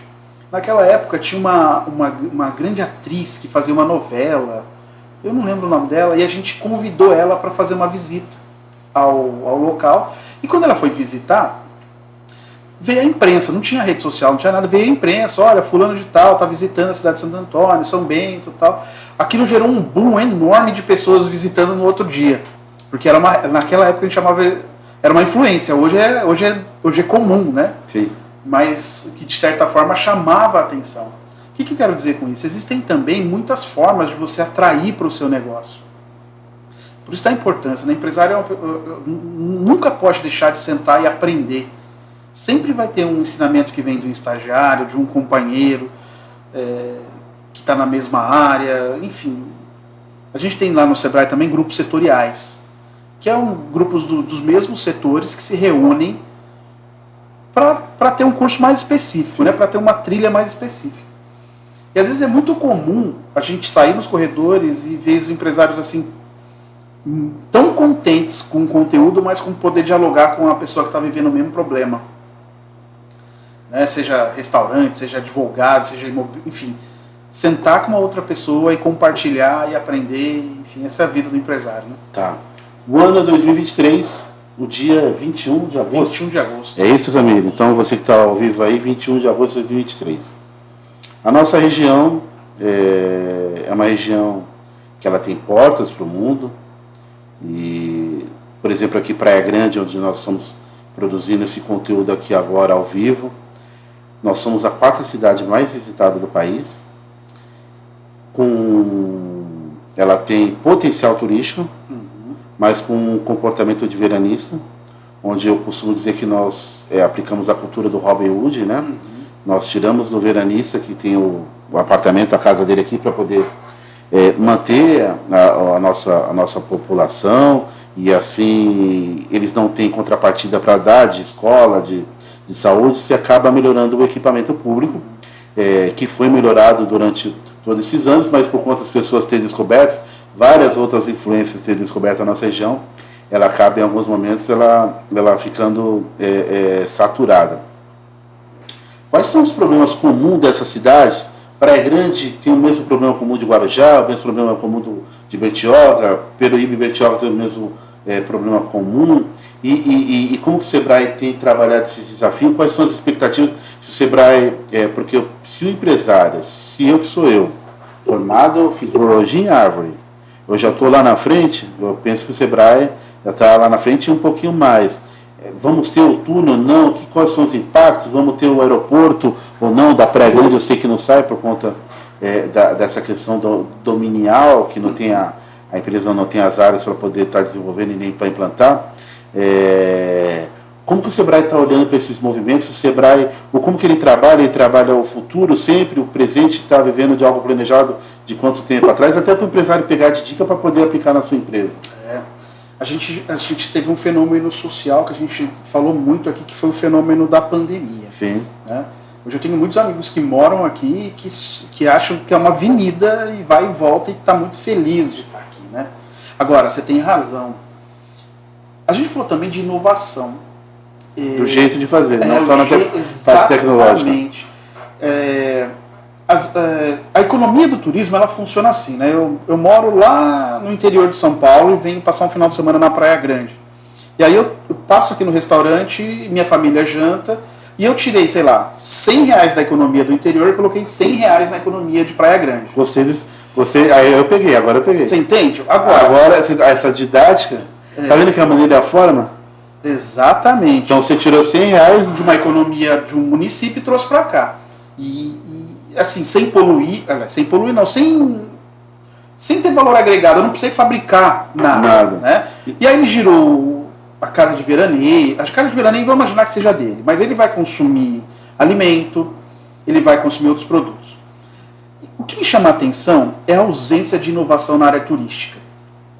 Porque, veja, você falou uma coisa, quando eu vou visitar um outro local, eu não estou comprando o hotel, o restaurante, eu estou comprando o atrativo.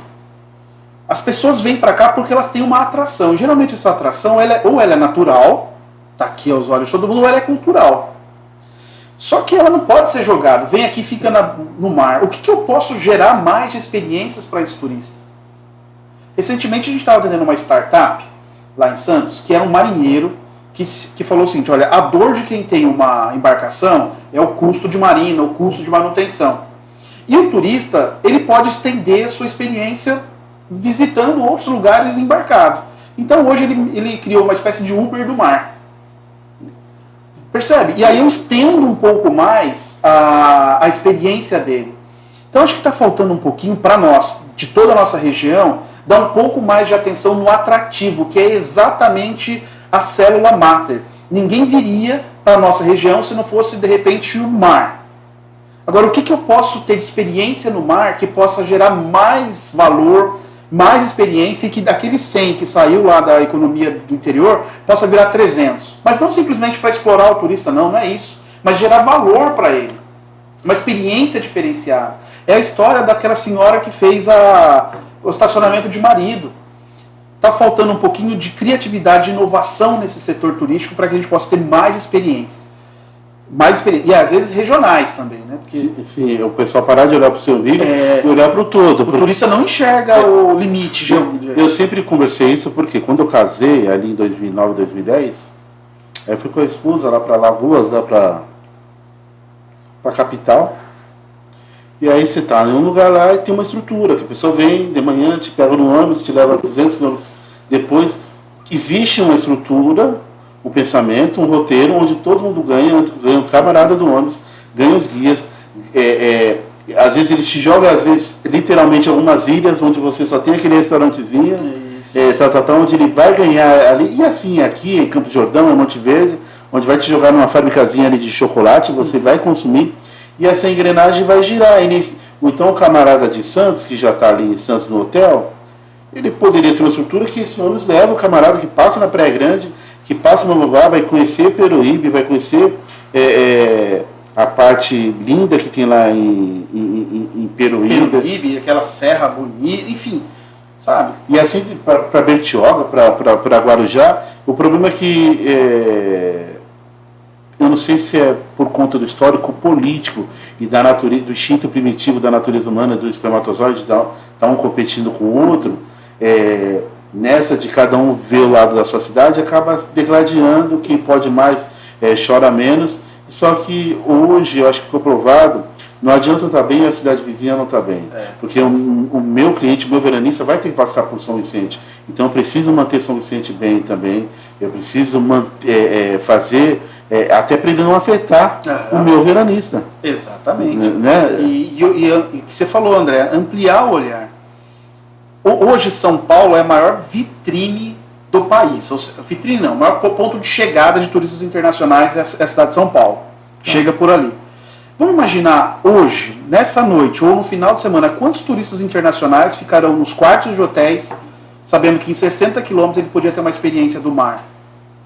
Por que a gente não tem uma agência de recepção no aeroporto dizendo, vá, esse final de semana tem um passeio assim, assim, assado? Você falou, a gente vai para Alagoas e anda 200 quilômetros. Vai para Maragogi. Aqui está do lado. Amanhã vai para outro lugar. Cadê? Por que não tem agências lá no Jabaquara, no rodoviária do Jabaquara? Então a gente precisa inovar um pouquinho mais. Eu sei que o veranista hoje o veranista é aquele que tem casa, que vem, traz seu cooler e tal, mas existe um outro turista que a gente pode organizar para que ele venha mais para cá. E esse, eu digo que ele acabaria entregando até muito mais na cidade. Opa! Porque ele não ia ter estrutura, então tudo ele ia ter que pagar. Sim. Eu, em 2008, eu trouxe a Câmara Brasil-China, estava estudando de montar um Expo Shine no Brasil, porque eles tiveram uma reunião com o Edir Macedo, e o Edir Macedo falou, olha, eu tentei um programa, um horário na Globo durante anos. Eu nunca quis ser dona de emissora de TV. E eles não me davam o horário de madrugada. Então fui obrigado a montar uma TV para ter o horário, para promover.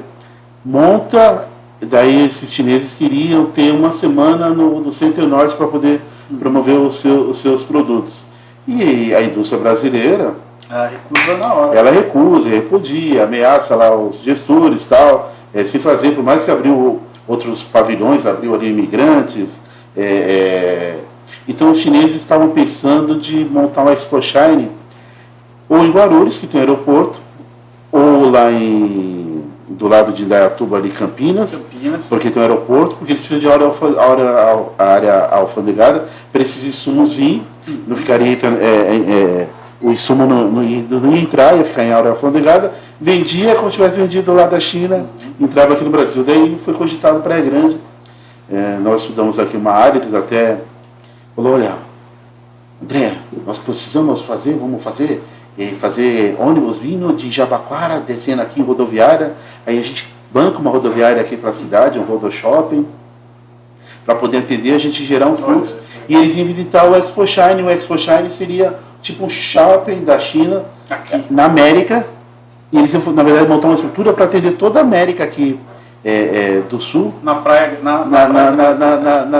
Grande. Então precisa pessoas de fora tá olhando. Por quê? Porque aqui nós vivemos esses conflitos, o anseio da sociedade às vezes é único, mas o conflito político, as pessoas, esse projeto aqui de fulano, o túnel Guarujá Santos é projeto de fulano, mudou, nós vamos fazer, senão a terceira pista da descida de São Paulo, vamos lá, tem Parelheiros e tem... isso já era ideia do Maluf, sim, fazer, Maluf que vai ficar com crédito, não vamos fazer, a gente tem que inventar uma outra, né? Vamos inventar uma outra por cima, acaba descontinuando por conta de interesses subjetivos muito ligados à parte política. Isso. O empresário não tá nem aí por aí. E nem o turista, né? O turista ele quer chegar. Ele quer ter uma experiência bacana, ele quer chegar, quer ter um conforto. Né? E a questão que a gente vê na área turística, que as pessoas não reconhecem, é que, por exemplo, eu monto um super restaurante bacana, beira-mar, as pessoas têm uma experiência gastronômica, e se o meu amigo do hotel ele não tem a mesma percepção, quando eu sair daqui eu vou falar que a Praia Grande é ruim para recepcionar o turista. Porque o turista sempre enxerga o todo, ele não enxerga em partezinhas, né? Ele não tem uma percepção, e turismo é um negócio coletivo. E quem dita as regras, quando eu chamo alguém para minha casa, a regra é minha. Na atividade turística também, eu posso criar um mecanismo de território onde eu faço as minhas regras. E minhas regras eu ofereço para o turista o melhor da minha cidade, sem poluir, enfim, dá um jeito, né?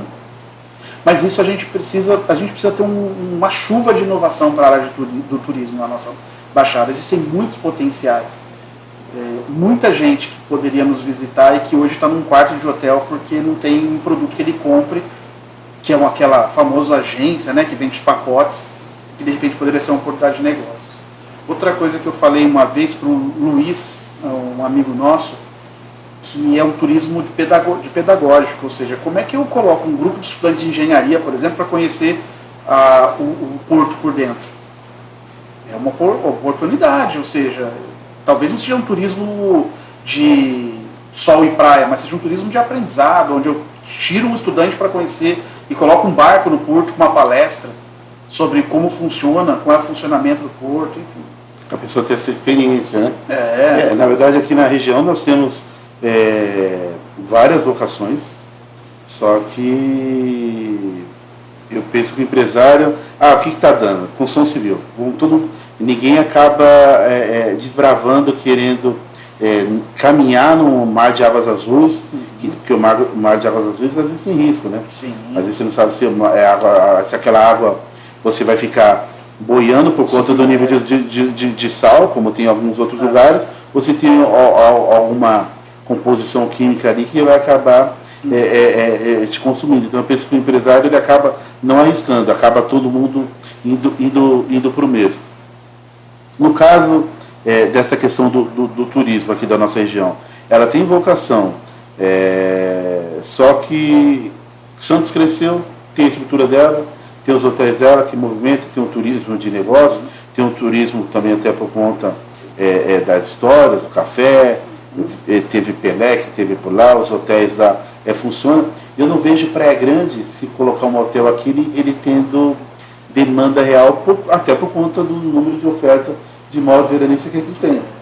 E tem um ponto também, essa viagem que eu fiz para a Itália, que eu falei para você em 2016, um dos professores, ele falava sobre um produto que tinha lá, sabe aqueles carros bem pequenininhos, os Smarts? Sim. Tem no Brasil hoje? Sim. Inclusive o nosso amigo Zé aqui, ele está usando desses aí, né? Exatamente. Como ele não gosta de gastar, ele está usando. Ele está pegando o elétrico, né? E aí o professor estava dizendo o seguinte, olha, aqui você é igual bicicleta, você desbloqueia ela, usa, depois você guarda. Aqui é esse carro, né? Era no centro de Milão isso. Eram uns carrinhos bem pequenininhos que trabalhavam com locação. E aí o professor começou a falar, olha, a nossa geração, ela é uma geração que o carro é importante, o carro mostra a classe social, a potência de motor, a gente quer ter o carro, mas as gerações que estão vindo aí, ela quer ter o uso. Olha a diferença sutil disso. Eu não preciso comprar para usar. Compartilho e eu acabo usando. Eu compartilho. E isso, para mim, para você, talvez não, a gente já é de uma geração antiga, mas para a Camille, por exemplo, eu não preciso ter um apartamento lá em Florianópolis para eu ir. Eu preciso ter um local para eu dormir. Muda completamente a questão de construção civil, por exemplo. Eu não vou dizer que isso vai ser rápido, mas em certa medida, eu estou falando para hotel, por exemplo. Pensa num turista americano que está aqui trabalhando na Volkswagen e que vem fazer, ele não vai querer comprar um apartamento, ele vem para o hotel. É que na verdade, qual que é a grande sacada aí? Eu vou dizer porque eu senti na pele. Quando nós tivemos aquela mudança de governo que o Collor entra... E abre a economia, né? Ele abriu a economia, foi uma das coisas que ele fez bem, mas antes ele começou fazendo um besterol que a dona Zélia lá... Pegou tudo o dinheiro. Ela acabou fazendo a retenção dos empresários, então o empresário tem um sequestro da tranquilidade, então ele prefere ter o dinheiro mobilizado ali, e até mesmo por conta desses movimentos subjetivos e de narrativas, que toda hora a direita te fala uma coisa, a esquerda se movimenta de uma outra maneira. Então o empreendedor, o empresário que juntou uma reserva, ele ainda não acredita na criptomoeda, ele não acredita em bolsa de valores, porque para ele, então ele prefere, não, compra o tijolo, mobilizo, não dá muito resultado, mas está ali guardado, ela precisa de dinheiro, o tijolo, a terra ninguém leva, a terra não dá para levar nas costas, no máximo vai levar o que está em cima, mas depois coloca fertilizante, semente, nasce de novo, mas existe muito disso. Não sei qual é a percepção de vocês interna Corpus pelo Sebrae, dentro da ilha ou fora da ilha? A gente tem muitas coisas limitantes, né? E às vezes a gente é limitante. Lá em Araçatuba, num determinado período, eu trabalhei com um grupo de Rotary, um grupo de Rotary, e a gente tinha que abrir uma conta, e a conta não precisava pagar tanta taxa. E aí eu fiz uma apresentação do banco cooperativo, do Cicobi, na época, né? Eu falei, olha, tem esse banco aqui e tal. Aí dois senhores levantaram a mão e falaram, de jeito nenhum, esse negócio de cooperativa já me quebrou, é uma furada tal. Então a gente tem crenças que, de certa forma, foram limitantes, né? E hoje o banco cooperativo é o Douglas, o Cicobi, o Sicredi, são potências seguras, né? Que que você pode movimentar seu dinheiro com tranquilidade, tá ali. Né? Outra coisa também, por exemplo... Que você participa do resultado. Participa do resultado. Então hoje, por exemplo, hoje o meu pai hoje tem uma dificuldade com carros da Fiat. Porque quando lançou o Fiat 147, dizia que era o carro, e ele foi lá e comprou, o carro pegou fogo. E tinha que andar com a bisnaguinha de gasolina para colocar ali. Mas veja, até hoje ele ficou com aquele estigma, apesar da Fiat ter evoluído milhares de vezes, com aquele estigma de que é um carro que pega fogo. E aí é importante essa reflexão que a gente faz. O que está limitando você? Uma crença, né? Uma crença que de repente já não é mais isso e que você está perdendo dinheiro, está perdendo oportunidades, está perdendo coisas. E às vezes o empresário tem que questionar a todo momento. Que às vezes aquilo que foi pode não ser mais e pode ser uma oportunidade. E hoje tem que tomar cuidado para não perder o time, né? Porque muito rápido. Quando começou a pandemia, quem teve negócio aí que foi obrigatório ir para o online. É isso. Esse pessoal de curso de inglês, disso, daquilo, aqueles que acabou tentando insistir só no físico, foi por água abaixo. Quem não virou essa chave para o online, no mercado... A minha filha tem 9 anos, ela estuda programação. Por quê? Ela aprendeu a estudar online. Uhum. O pai não tem paciência aqui de fazer reunião online aqui, e passado 10, 15 minutos eu já me dá sono, porque eu sou muito ativo e tal, mas se baixa a adrenalina... Já perde, né? É importante. Marcos, é o seguinte, aqui no nosso podcast do Caos ao Case, uma história de caos que o Marcos lembra dele pessoal, e se tem alguma de caos dele corporativa. Eu acho que assim, diz que nos primeiros 3 segundos você não tem muito filtro, né? Quando você falou de caos ao case, eu me lembrei da minha primeira mudança de Guaratinguetá para Araçatuba. Tá. E também da minha mudança de Araçatuba para cá. Porque geralmente mudança é caos. Tá. Você não conhece ninguém, você está construindo relacionamentos. Então, geralmente essas mudanças que a gente teve, que o Sebrae nos propiciou, foram extremamente educativas, mas extremamente caóticas.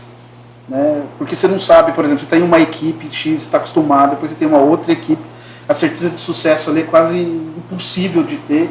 Então o caos hoje para mim é esses modelos de mudança, né? Essas duas mudanças de Guará para Araçatuba, de Araçatuba para Baixada Santista, para Baixada, e agora a minha família morando no interior, enfim. E você fazer esse... acho que uma coisa que... Uma vez eu vi uma frase, eu não sei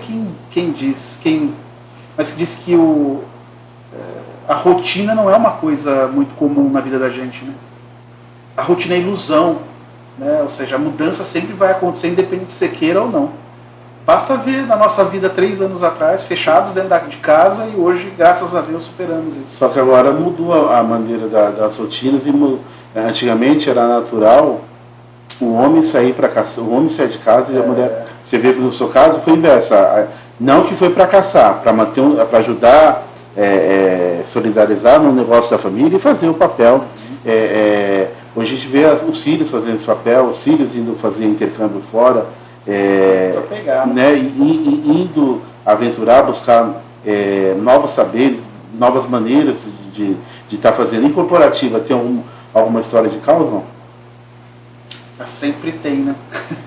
Tem uma outra coisa que você falou, antes de falar do caos, uma outra coisa também é a ascensão das mulheres, né? Especialmente no mundo empresarial. Não sei se você se lembra, mas as mulheres geralmente elas tinham um percentual da empresa, e geralmente a esposa, para poder abrir a empresa. Hoje não, hoje a gente tem uma ascensão de mulheres no empreendedorismo que é quase 50-50. Sim. Né? E não é aquela mulher que deu um nome para abrir a empresa, é a mulher que está à frente. O que você acha que deu essa paridade? Então, quando a gente estuda comportamento empreendedor, a mulher, pelo comportamento, pela história, pela questão cultural, ela é muito mais perspicaz para os negócios do que o próprio homem. Inclusive tem um autor que diz o seguinte, existe um processo de feminilização da administração. Não no sentido homem e mulher, mas no sentido de comportamento, de percepção. Né? E de como a mulher ela tem uma habilidade que às vezes o homem, por cultura, não tem. Né? esses dias atrás eu vi um palestrante dizendo o seguinte, olha, se eu deixo a minha filha com febre lá em casa, ninguém fica sabendo no escritório. Mas a mulher ela tem uma capacidade de comunicação que o escritório todo fica sabendo e ela já está ensinando um chazinho, a outra já está ensinando o outro remédio, já está indicando aquele médico. A mulher tem uma capacidade de empatia e de percepção que às vezes é maior do que a nossa. Então quando você estuda comportamento empreendedor, ela sai na frente por conta da questão comportamental. Não só comportamento empreendedor, não precisa estar à frente, mas na questão de retaguarda e conscientização dessa retaguarda. Esse podcast aqui, por exemplo, a Camila está ali aqui no backstage na frente, mas a retaguarda está minha esposa e minhas duas filhas. É um projeto da família. E antigamente as pessoas tinham os seus projetos pessoais. E não, elas que ajudam, dando dica nisso, aquilo ali você fez errado, isso aqui tem que fazer assim, assado. Vou fazer isso para fazer aquilo, esse corte tem que ser assim para poder... porque aqui no primeiro momento algumas pessoas veem e outras pessoas acabam vindo através dos cortes que são feitos subsequente a partir depois do vídeo, que primeiro sobe esse conteúdo originário e depois acaba subindo os cortes. E elas acabam participando. A filha de 9 anos, a mãe, minha esposa, a filha de 9 anos, essa ideia tem que fazer assim, a thumb tem que ser assado e tal. Então aqui a gente tem que escutar, né? Tem. Olha a Camila, ela está fazendo uma série de coisas e comandando. Ele tem uma capacidade de fazer várias coisas que eu não tenho. São polivalentes. Se eu me concentrar, eu não faço nenhuma. Acaba sendo polivalente. Marcos, quais são os projetos pessoais do Marcos para o futuro? Bom, hoje... Para onde está caminhando? Hoje, assim, eu tenho uma grata satisfação de fazer o que eu gosto e de fazer com que outras pessoas elas se beneficiem. A ideia, eu tenho o privilégio de fazer o bem através da empresa que eu represento. Então hoje os meus projetos é continuar fazendo o bem com esta empresa que me propicia essa possibilidade de fazer o bem para as pessoas, né? Seja para a vida pessoal, seja para a vida profissional. Tá. E é importante isso. Eu estava lembrando, uma outra frente do Sebrae é estímulo ao comportamento empreendedor. E a gente tem um trabalho com professores do ensino médio e fundamental, para que esses professores possam ensinar empreendedorismo para as crianças. Mas não empreendedorismo de montar negócio, mas empreendedorismo comportamental. Isso é fundamental. Isso é fundamental, ou seja, de que as crianças hoje elas tenham essa possibilidade de uma terceira via, digamos assim. Tá. Esse também é um projeto muito, muito pessoal para nós, que a Baixada Santista tem educação empreendedora na sua rede. Educação empreendedora. E o Sebrae Baixada Santista, quais são os projetos futuros?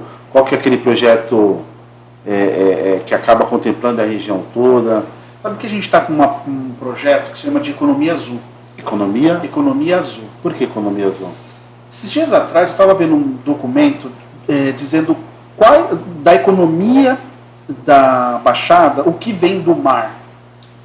Então a gente está falando de turismo, porto e logística. E essas atividades está falando uma série de negócios. Turismo, estou falando de hospedagem, alimentação, atrativo, artesanato, cultura. Quando eu falo de porto e logística, também uma outra gama. Pesca, produção de barcos, enfim. Na nossa região, quando você pega as CNPJs, hoje uma grande vocação sai do mar, ou vem do mar. Então hoje o nosso projeto é criar um corredor azul do estado de São Paulo, onde seja um grande arranjo produtivo local, para mostrar para o mundo que tanto o Vale do Ribeira, lá desde Ilha Comprida até Ubatuba, a gente a gente traz da nossa economia o mar. Por isso se chama economia azul. Existem quase 35 negócios da nossa Baixada Santista que, entre aspas, tem o seu ganha-pão vindo do mar. Tá. Então hoje o projeto do Sebrae da Baixada Santista é lançar para o país um projeto chamado Economia Azul. Sem contar que podemos espelhar outros países que têm tecnologia, que eles acabam fazendo energia do movimentar das águas do mar. Sim. Nós temos aqui, nós tínhamos um problema pontual antes de você chegar aqui na Baixada Santista, de falta de água, nessas cidades aqui, Nova Praia Grande e São Vicente. Nós éramos ultra dependentes de São Vicente e Santos. Por energia elétrica. Não, de água mesmo. E eles, por sua vez, acabava parte dessa água vindo da Bines, lá de São Paulo. Quando nós resolvemos dois problemas de maneira muito inteligente. Como isso? Através da extração da água do Mambu Branco, aqui em Peruíbe, onde resolveu o problema de Itanhaém, onde resolveu o problema dele de alagamentos ali próximo àquela área do aeroporto, e acabou também resolvendo o problema de abastecimento de água aqui na região. Então, às vezes, a gente precisa inovar, e que às vezes o problema de um é a solução do outro. Né? O problema de alagamento lá era a solução de abastecimento de água aqui em todas as demais cidades. Né? Então, acho que o SEBRAE é um braço muito importante para ajudar e provocar os empresários, a sociedade, a estar resolvendo os problemas contemporâneos e transformando isso em negócio. Sabe, André, a gente está falando de tudo aqui, mas você me lembrou de uma startup que a gente atende. Sim. Maurício, ele tem uma empresa chamada Tadawatch. Tá. E o Maurício é um mergulhador. Ele é da Baixada, e um dia ele mergulhou e ele percebeu que ele saiu 1 quilômetro longe do barco, que ele pegou uma corrente. Bom, resumindo a história, hoje ele está nos Estados Unidos testando uma turbina que usa as correntes marítimas para geração de energia elétrica. E isso com selo verde. O que quer dizer selo verde? Não tem nenhum impacto. Mesmo aqueles animais que entram naquilo... não vão ser triturados. Não, ele é devagar, então eles nem sentem que passou ali.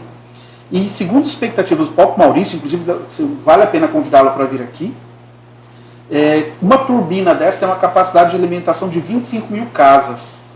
Você imagina que está saindo da Baixada Santista uma pessoa que está levando para o mundo uma outra tecnologia a partir do mar de geração de energia através das correntes marítimas. Que inclusive ela é muito mais poderosa do que qualquer rio que a gente fecha ele para poder... E acaba represando porque a gente acaba gerando impacto, né? Incrível, não tinha essa tecnologia no mundo e ele criou, e aí não tinha lugar para testes, então os americanos o chamaram para fazer os primeiros testes da turbina. Vamos trazer sim o Maurício, esse podcast aqui, Marcos. Ele é nosso. Legal. Tá?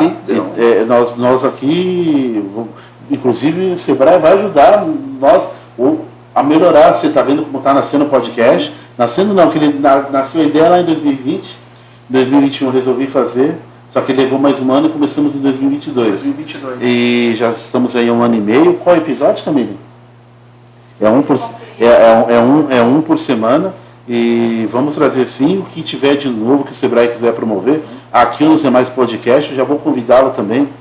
Tem um projeto nosso de 2014, eu acho, que o SEBRAE estava junto conosco lá no evento que o Cicobi fez, junto com o Bancob, que trouxe aquela ex-presidente da Dudalina e tal. Ah, lembro. Lembra? Foi. E ela falou lá dos conselhos que ela participava. Nós estamos, agora, eu tenho um projeto que eu desenhei no passado, enchi o saco do Zé Augusto, do Conselhão, e nós vamos acabar colocando em prática para poder levar, porque o SEBRAE levar, às vezes ele fala, o SEBRAE tem a experiência de outros empresários, mas diferente, às vezes ele tem um grupo de empresários dando conselhos, sabendo ali da dor real, que ele pode confidenciar outras coisas, e ele pegar essa parte formal também com o SEBRAE. É mais um bracinho. Então nós queremos colocar isso em prática. O José Augusto filho do Zé, está mandando um abraço para nós, inclusive para você também. Zé Augusto foi o último da família que fez o seminário em Pretec antes da pandemia. E o Gu tá voando. O Gu, ele pegou no jeito aí, um homem do Ciências Contábeis, ele tá... Sim. Tá uma família de empreendedores, né? Sim. Porque contador, Ciências Contábeis, a pessoa vai lá e faz um curso, agora ser empreendedor. E eu penso que a pandemia, eu vi o Gu preocupado, engajado ali nos protocolos, da maneira de mudar, das reuniões, participei com eles de algumas reuniões, que para mim era tudo muito novo, aquela maneira de começar as coisas, ele se adaptou muito bem. Marcos, gostou do podcast, não? Adorei aquilo, né? Quando a gente não tem aquela pauta, aquela coisa mecânica e tal, a gente se descontrai, fala de tudo, se conecta, é uma coisa que eu aprendi aqui hoje com o André. Quanto mais orgânico, né? Usando uma palavra do momento, mais a gente consegue conexão com as pessoas, né? E acho que hoje a gente precisa disso, de honestidade, sinceridade, estar junto, olho no olho, né? E poder se ajudar. E volto a dizer, eu tenho o privilégio de trabalhar numa empresa que ajuda outras pessoas. E isso é muito bacana, valorizo bastante isso e foi muito bom. Já quero deixar o convite aqui. Você falou de 3 pessoas aí, todas as outras pessoas são... Vou estar dizendo que o Empretec é um programa que todos os empreendedores deveriam fazer. Um produto do Sebrae que agrega demais. Sim. Você falou de 3 nomes do rapaz do marketing, o César e Michele. Michele e César, você falou uma outra pessoa. E o Rodrigo, que é de finanças, né? Então nós vamos combinar uma data aqui ou no outro podcast. Você vir com o seu time, a gente promover, levar conteúdo para os empresários, porque aqui é mais um canal de alcançar essas pessoas, porque eu penso que, por mais que vocês tenham trabalho, por mais que vocês tenham a TV, nós, a sociedade, quem ainda não é empresário, quem é um microempresário ou empresário, não está consciente. Você precisa conscientizar que ele precisa de alguns predicados para poder passar de fase. Sim. Que se ele ficar da maneira que está, talvez ele vai sucumbir. Uma das ideias, André, que seria que eu acho que é muito eficaz, de repente, o Rodrigo, que é finanças, e o César, que é marketing, eles virem aqui um dia e os colegas começarem a bombardear eles de perguntas. Né? E eles adoram isso, porque as dúvidas são dúvidas coletivas, né?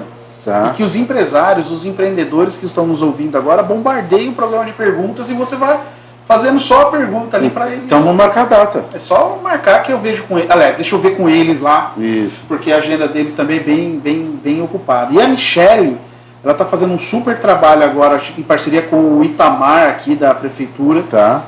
A semana passada, essa semana, nós estamos treinando mais de 1.200 ambulantes aqui de Praia Grande. E a Michele vai falar sobre manipulação de alimentos a partir de amanhã até sexta. De 250 a 250, lá na Secretaria de Educação. De manipulação de alimentos. Cuidados e técnicas para que o alimento seja seguro para quando eles venderem na praia, enfim. Bacana você falar isso, porque eu vim de uma Praia Grande onde era frito nos óleos pretos ali no passado, na areia e tal. E o público hoje mudou muito o comportamento. Né? Demais. Antigamente nós tínhamos aquelas barracas ali no isopor, e hoje você vê como que é aí o nível de quiosque que está muito à frente de diversos restaurantes aqui da região. Né? Sabe o que é importante, André? E você falou isso de quiosque, a gente está falando com eles aí, mais de 1.200 ambulantes da cidade inteira. É um programa da prefeitura, um acerto do governo do Mourão, onde ele renova, inclusive, o alvará mediante a participação no treinamento. Então a proficiência é uma das condicionantes. Então tem que passar pelo exame de proficiência. Tem que trabalhar lá, escutar, porque às vezes, não só na Praia Grande, a gente via muitas coisas erradas. Tem casos, por exemplo, recentemente, de pessoas que fritam o pastel na praia, chega no final do dia ele joga na areia aquele óleo. E para ele é muito normal aquilo. Então, a gente está num processo de capacitação mesmo. Mudar a cultura, né? Mudar a cultura. Porque aquilo ele acaba gerando aí um dano ao meio ambiente, mas eu aproveitar que você está aqui, não estou dizendo que não precisa ser um exame igual ao da OAB, mas na minha área, na corretagem, a cidade, não sei se o Sebrae ficou sabendo, chegou alguns problemas lá aqui na região de construtoras, enfim, e de produtos que foram comercializados, infelizmente algumas famílias não recebeu, de poder estar conscientizando os corretores, até numa proficiência, junto em parceria com o Cresce. Não adianta eu pegar lá e tirou a carteirinha do Cresce, pendurar uma carteirinha na internet e promover. Ele tem consciência que o negócio precisa ser lastreado de documentos para dar segurança jurídica, porque se porventura quem vendeu o produto que ele intermediou venha ter um problema, mitigar esse produto e ele não responder com o seu patrimônio pessoal, né, e perder às vezes dinheiro de toda uma vida e mais do cliente por conta de um negócio mal feito, né? A gente acabou de falar, né? Às vezes, essa é uma coisa, André, que você me deu um insight, que é assim, às vezes, falando isso para as pessoas de uma maneira geral, tem muito empresário que monta o seu negócio e de repente não quer pagar a contabilidade que ele quer fazer para economizar recursos. Às vezes não compensa, às vezes você precisa ter um profissional do seu lado exatamente para evitar problema. Às vezes não, certeza, não compensa. Não compensa, não faz sentido. Você gasta tempo e energia numa coisa que você não é especialista. Então contrata alguém que faça e você vai ter mais tempo para fazer o que você gosta, o que você nasceu para fazer. Né? Posso dar uma dica? Claro. Você não precisa dar nome, que eu vou dar dica e você já pensa aí. Pensa em uns 4, 5 empresários, 3 empresários de cada cidade de sucesso. Sim. Você pode ter certeza que todos eles têm um bom contador, um bom advogado e um bom corretor de imóveis, porque esses todos os profissionais acabam se pagando. Eu aqui estou com a Escudo Real e eles cobram isso, cobram aquilo, cobram o documento. Como foi isso aqui? Isso aqui está errado, não pode fazer assim, tem que fazer assado. Às vezes dá a impressão que está entrando no seu negócio, mas eles mitigam o seu erro. E eu, como corretor de imóveis, quando eu faço um negócio com o cliente, eu vendo imóvel para quem não precisa do imóvel.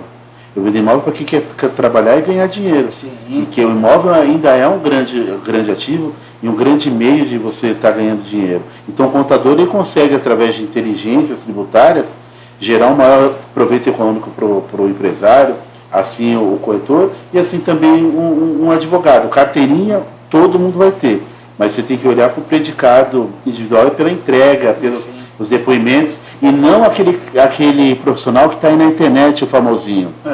Você tem que avaliar um empresário, um profissional, há 15 anos atrás, há 10 anos atrás, há 5 anos atrás, o presente, se ele já fez vendas recorrentes, ou da prestação do serviço, ou do insumo, para o mesmo cliente, ou para a família daquele mesmo cliente, ao longo desse tempo, né? Porque não, é muito fácil ir para a crista da onda, mas será que você vai estar lá? Às vezes as pessoas querem economizar em coisas tão absurdas que o bem mais valioso hoje do empresário é tempo. Sim. Vamos imaginar que esse pensamento não fosse o comum. Eu tivesse que... Eu não quero contador, vamos imaginar, não pode, tá? Mas vamos imaginar, hipoteticamente, que eu faça a minha contabilidade. Quanto tempo eu perderia, entre aspas, num negócio que não é do meu... Não é a sua atividade-chave? Não é a minha atividade-chave. Então, eu acho que, enfim, precisa abrir esse conceito e entregar e confiar, e exatamente o que você falou, né? Para bons profissionais. Tem casos e casos, né? Enfim, infelizmente, em todas as áreas tem bons e maus profissionais. Mas você falou uma coisa, eu fazer, não precisa só você fazer, o empresário fazer.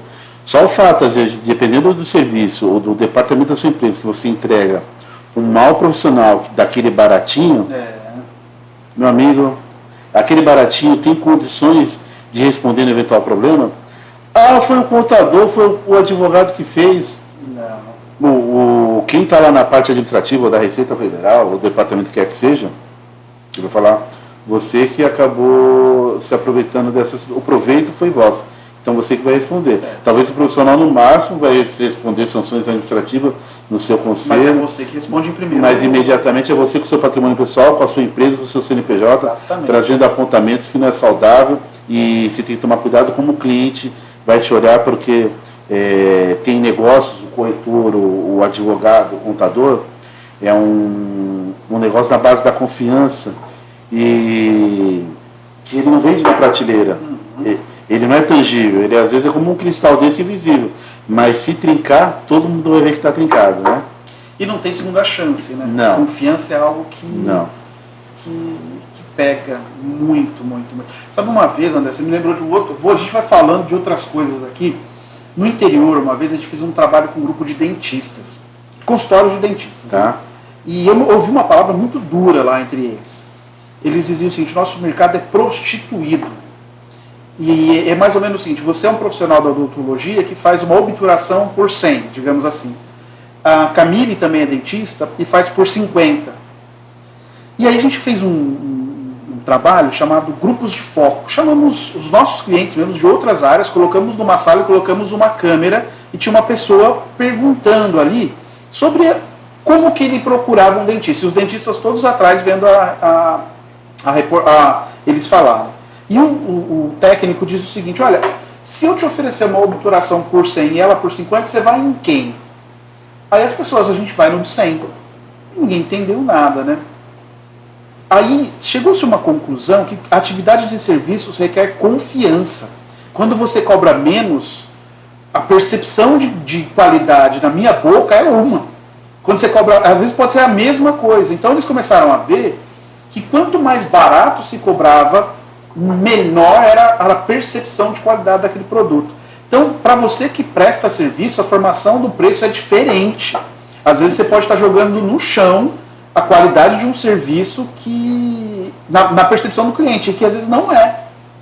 Então tem regras e regras aí. Não só a maneira, isso quando tem uma tabela, né? Mas quando a tabela é subjetiva, que depende, Isso. você tem que tomar cuidado na hora de levar, porque quem fala primeiro perde.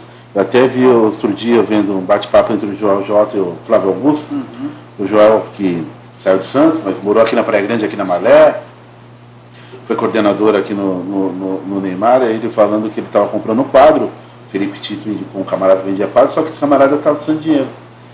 E esse camarada ofertou um quadro para ele e falou, mas não sei o que, o camarada falava constantemente, ele falou, ele perdeu a venda. Aí ele falando isso lá no podcast, passou no outro dia, esse camarada do quadro chamou ele deu feedback, o camarada acabou comprando. Então, às vezes o empresário também esquecia, às vezes, um problema que tem em casa. Eu sei que é difícil. Sim. Fora a febrezinha da sua bebê, ou da sua esposa, às vezes uma enfermidade do papai e da mamãe, tentar ter a inteligência de ter uma vida modesta, manter a parte financeira equilibrada, para você não deixar transparecer esse desespero financeiro, porque o cliente percebe, e aí ele acaba... Todo mundo adora comprar, mas ninguém gosta que venda para si. Não é isso? A pessoa quer comprar uma BMW porque tem necessidade, não porque você está precisando me vender essa BMW. É comprar a camisa X porque precisa, não porque você está querendo manipular. É a minha necessidade, não a sua, né? Exatamente. Então acaba sendo isso. Marcos, então vamos fazer o seguinte, vamos já fica aqui os convites para o seu time, tá?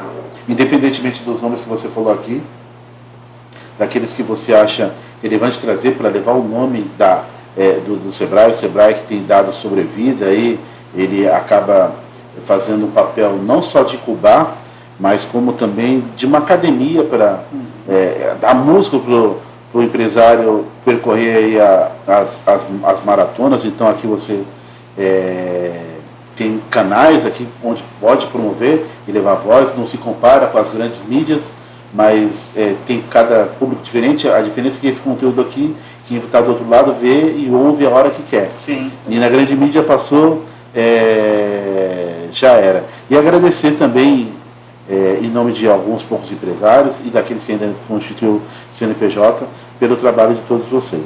Legal. André, obrigado. Eu queria mandar um abraço para o Zé Augusto, né? Manda, porque foi ele que me ligou lá, falou, olha, você precisa ir lá no André, tal, muito bacana. Obrigado, Zé Augusto, pela oportunidade aí, dessa conexão.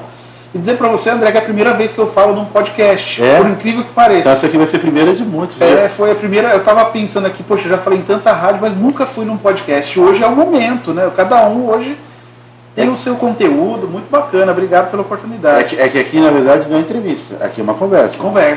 Aqui é uma conversa. Eu sou corretor de imóveis, não sou jornalista, nada contra jornalista, mas cada um na sua onda.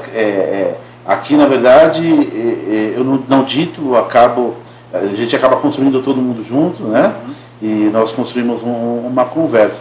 Eu queria que o pessoal que eventualmente quiser te seguir, quiser mandar mensagens, você deixar os seus arrobas aí, como faz nas redes sociais para te achar. Primeiro, se você precisar de alguma coisa do Sebrae especificamente, a gente tem canais gratuitos do próprio site do Sebrae, sebraesp.com.br, 0800 570 0800. Você vai cair lá no escritório, apesar de ser um 0800, você cai para alguém lá do escritório te atender, não é uma máquina, não é um... É humanizado. Né? É humanizado. E minha rede social hoje é @marcor_sp. Marco R, né, de Marco Rosas, _SP, no meu Instagram, meu Facebook, está à disposição de vocês lá e, enfim, pode mandar as mensagens, a gente responde. A ideia está muito próxima, né, André? Sim. Do empresário, né? Enfim, eu sempre digo para a minha equipe que tudo bem, a gente tem que escalar em número de atendimentos, robô é importante, mas nada como falar com alguém. Eu te agradeço por isso, porque depois da pandemia, acho que naquele momento, no auge da pandemia, sim, era necessário manter as conexões, mas de forma remota. Dessa sua humildade de dispor de tempo e de dispor de mais tempo para se deslocar, para vir aqui na Praia Grande, para poder estar nos prestigiando a audiência e gerando conteúdo. E já vou aproveitar aqui para deixar os convites para você trazer o seu time. Só vamos alinhavar se vai ser aqui no Causal Case, se vai ser nos outros. Tem um podcast surpresa aí que vamos estar convidando. E muito obrigado por tudo que vocês têm feito para a região, porque eu tenho consciência, se você melhora qualquer cidade da região, na parte do comércio, da empresa, melhora para mim aqui também. Se o pessoal do Sebrae de São Paulo melhora lá para o cliente de Campinas, melhora aqui porque ele vem gastar aqui comigo. Então, hoje eu tenho essa consciência que um depende do outro. Sim. E acaba tornando tudo interligado. Né? Exatamente. E eu acho que a grande frase, assim, não ser muito filosófico, mas a frase que você disse no começo e que a gente termina com ela agora, é essa conexão, né? Tinha um amigo que dizia assim, esse movimento de conexão, de conhecimentos, de pessoas, não é sinérgico, né? Não é 2 mais 2, 4. É 2 mais 2 sempre maior que 4. Sim. Então eu acho que é isso, né? Esse movimento... É que eu disse que às vezes tem alguns artistas, alguns fenômenos aí da internet, que eles têm bastante alcance, mas não tem conexão. Isso. Porque às vezes a linguagem deles é muito segmentada. Às vezes um produtor de determinada área, que o seguidor dele não consegue enxergar ele falando de negócio. Então é diferente de uma pessoa que tem uma barra de praia, a pessoa vai parar para ouvir aquela pessoa que faz na vida prática, haja vista, o Rick Chester, quando ele deu aquela aula falando da água, é diferente de quem está ali no dia a dia. Por isso que eu falei. Que você olhasse para aquela câmera ali e mandasse uma mensagem para o pessoal para a gente poder estar caminhando para o final. Eu queria mandar uma mensagem para os empresários para falar para eles o seguinte, olha, às vezes, vamos imaginar que está chegando o dia do aniversário da esposa. E a sua esposa começa a falar para você que olha que copo bonito, olha que sandália bonita. E aí você vai lá e compra a sandália, ou o copo, ou qualquer que seja o produto e entrega para ela. E a percepção dela é assim, olha, era exatamente o que eu queria. Mas se você comprar a sandália e fizer uma poesia e colocar na caixa, a sandália vai acabar, mas a poesia não. Né? Às vezes, você que está empreendendo agora, a gente precisa ter essa percepção. Vender o copo, ele tem um custo, mas a poesia não. Então, precisa, não querendo ser muito filosófico, eu acho que você entendeu isso, né? Às vezes, inovar quer dizer colocar a poesia dentro do seu produto, que você falou do Henrique, do Chester, do Henrique, né? Sim, do Henrique. Rick, perdão. Ele faz isso, ele coloca, vocês estão entendendo, né? Não é poesia, mas ele coloca algo a mais. E que esse algo a mais não custa. O que custou foi o copo. Então, pensar nisso, né? Querer montar um negócio ou querer manter o negócio sem ser diferente, é melhor nem abrir e nem manter. Né? Então, pensa nisso, porque a inovação, ela não é um software, mas ela é um processo diário de aprendizado e de entendimento. Desculpa alongar tanto, mas acho que é importante dizer para você que a gente precisa colocar mais poesia nos negócios. Ou seja, entrega a sua verdade com algo tangível, né? Exatamente. Obrigado. Marcos, vamos olhar para aquela câmera. Ah, sim. Eu, no final aqui para acabar, eu acabo da seguinte forma. Em 3, 2, 1, eu vou falar do caos, e você junto com a Camille vão gritar bem forte. Case. Ao case, beleza? Aham. Certo? Vamos lá. Certo, Camille? 3, 2, 1, do caos! Ao case!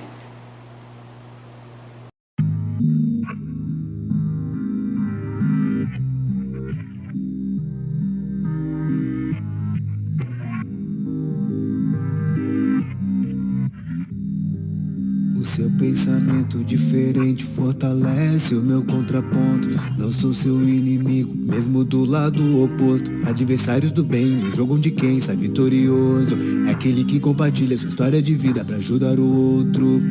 O mundo parou, mas eu não quis descer. Em meio ao caos, eu só quis vencer. Reinventando, transformando, sendo mais consciente. Pra que minha história lá no futuro seja exemplo de case. Do caos ao case, do caos ao case, do caos ao case, do caos ao case, do caos ao case, do caos ao case, do caos ao case, do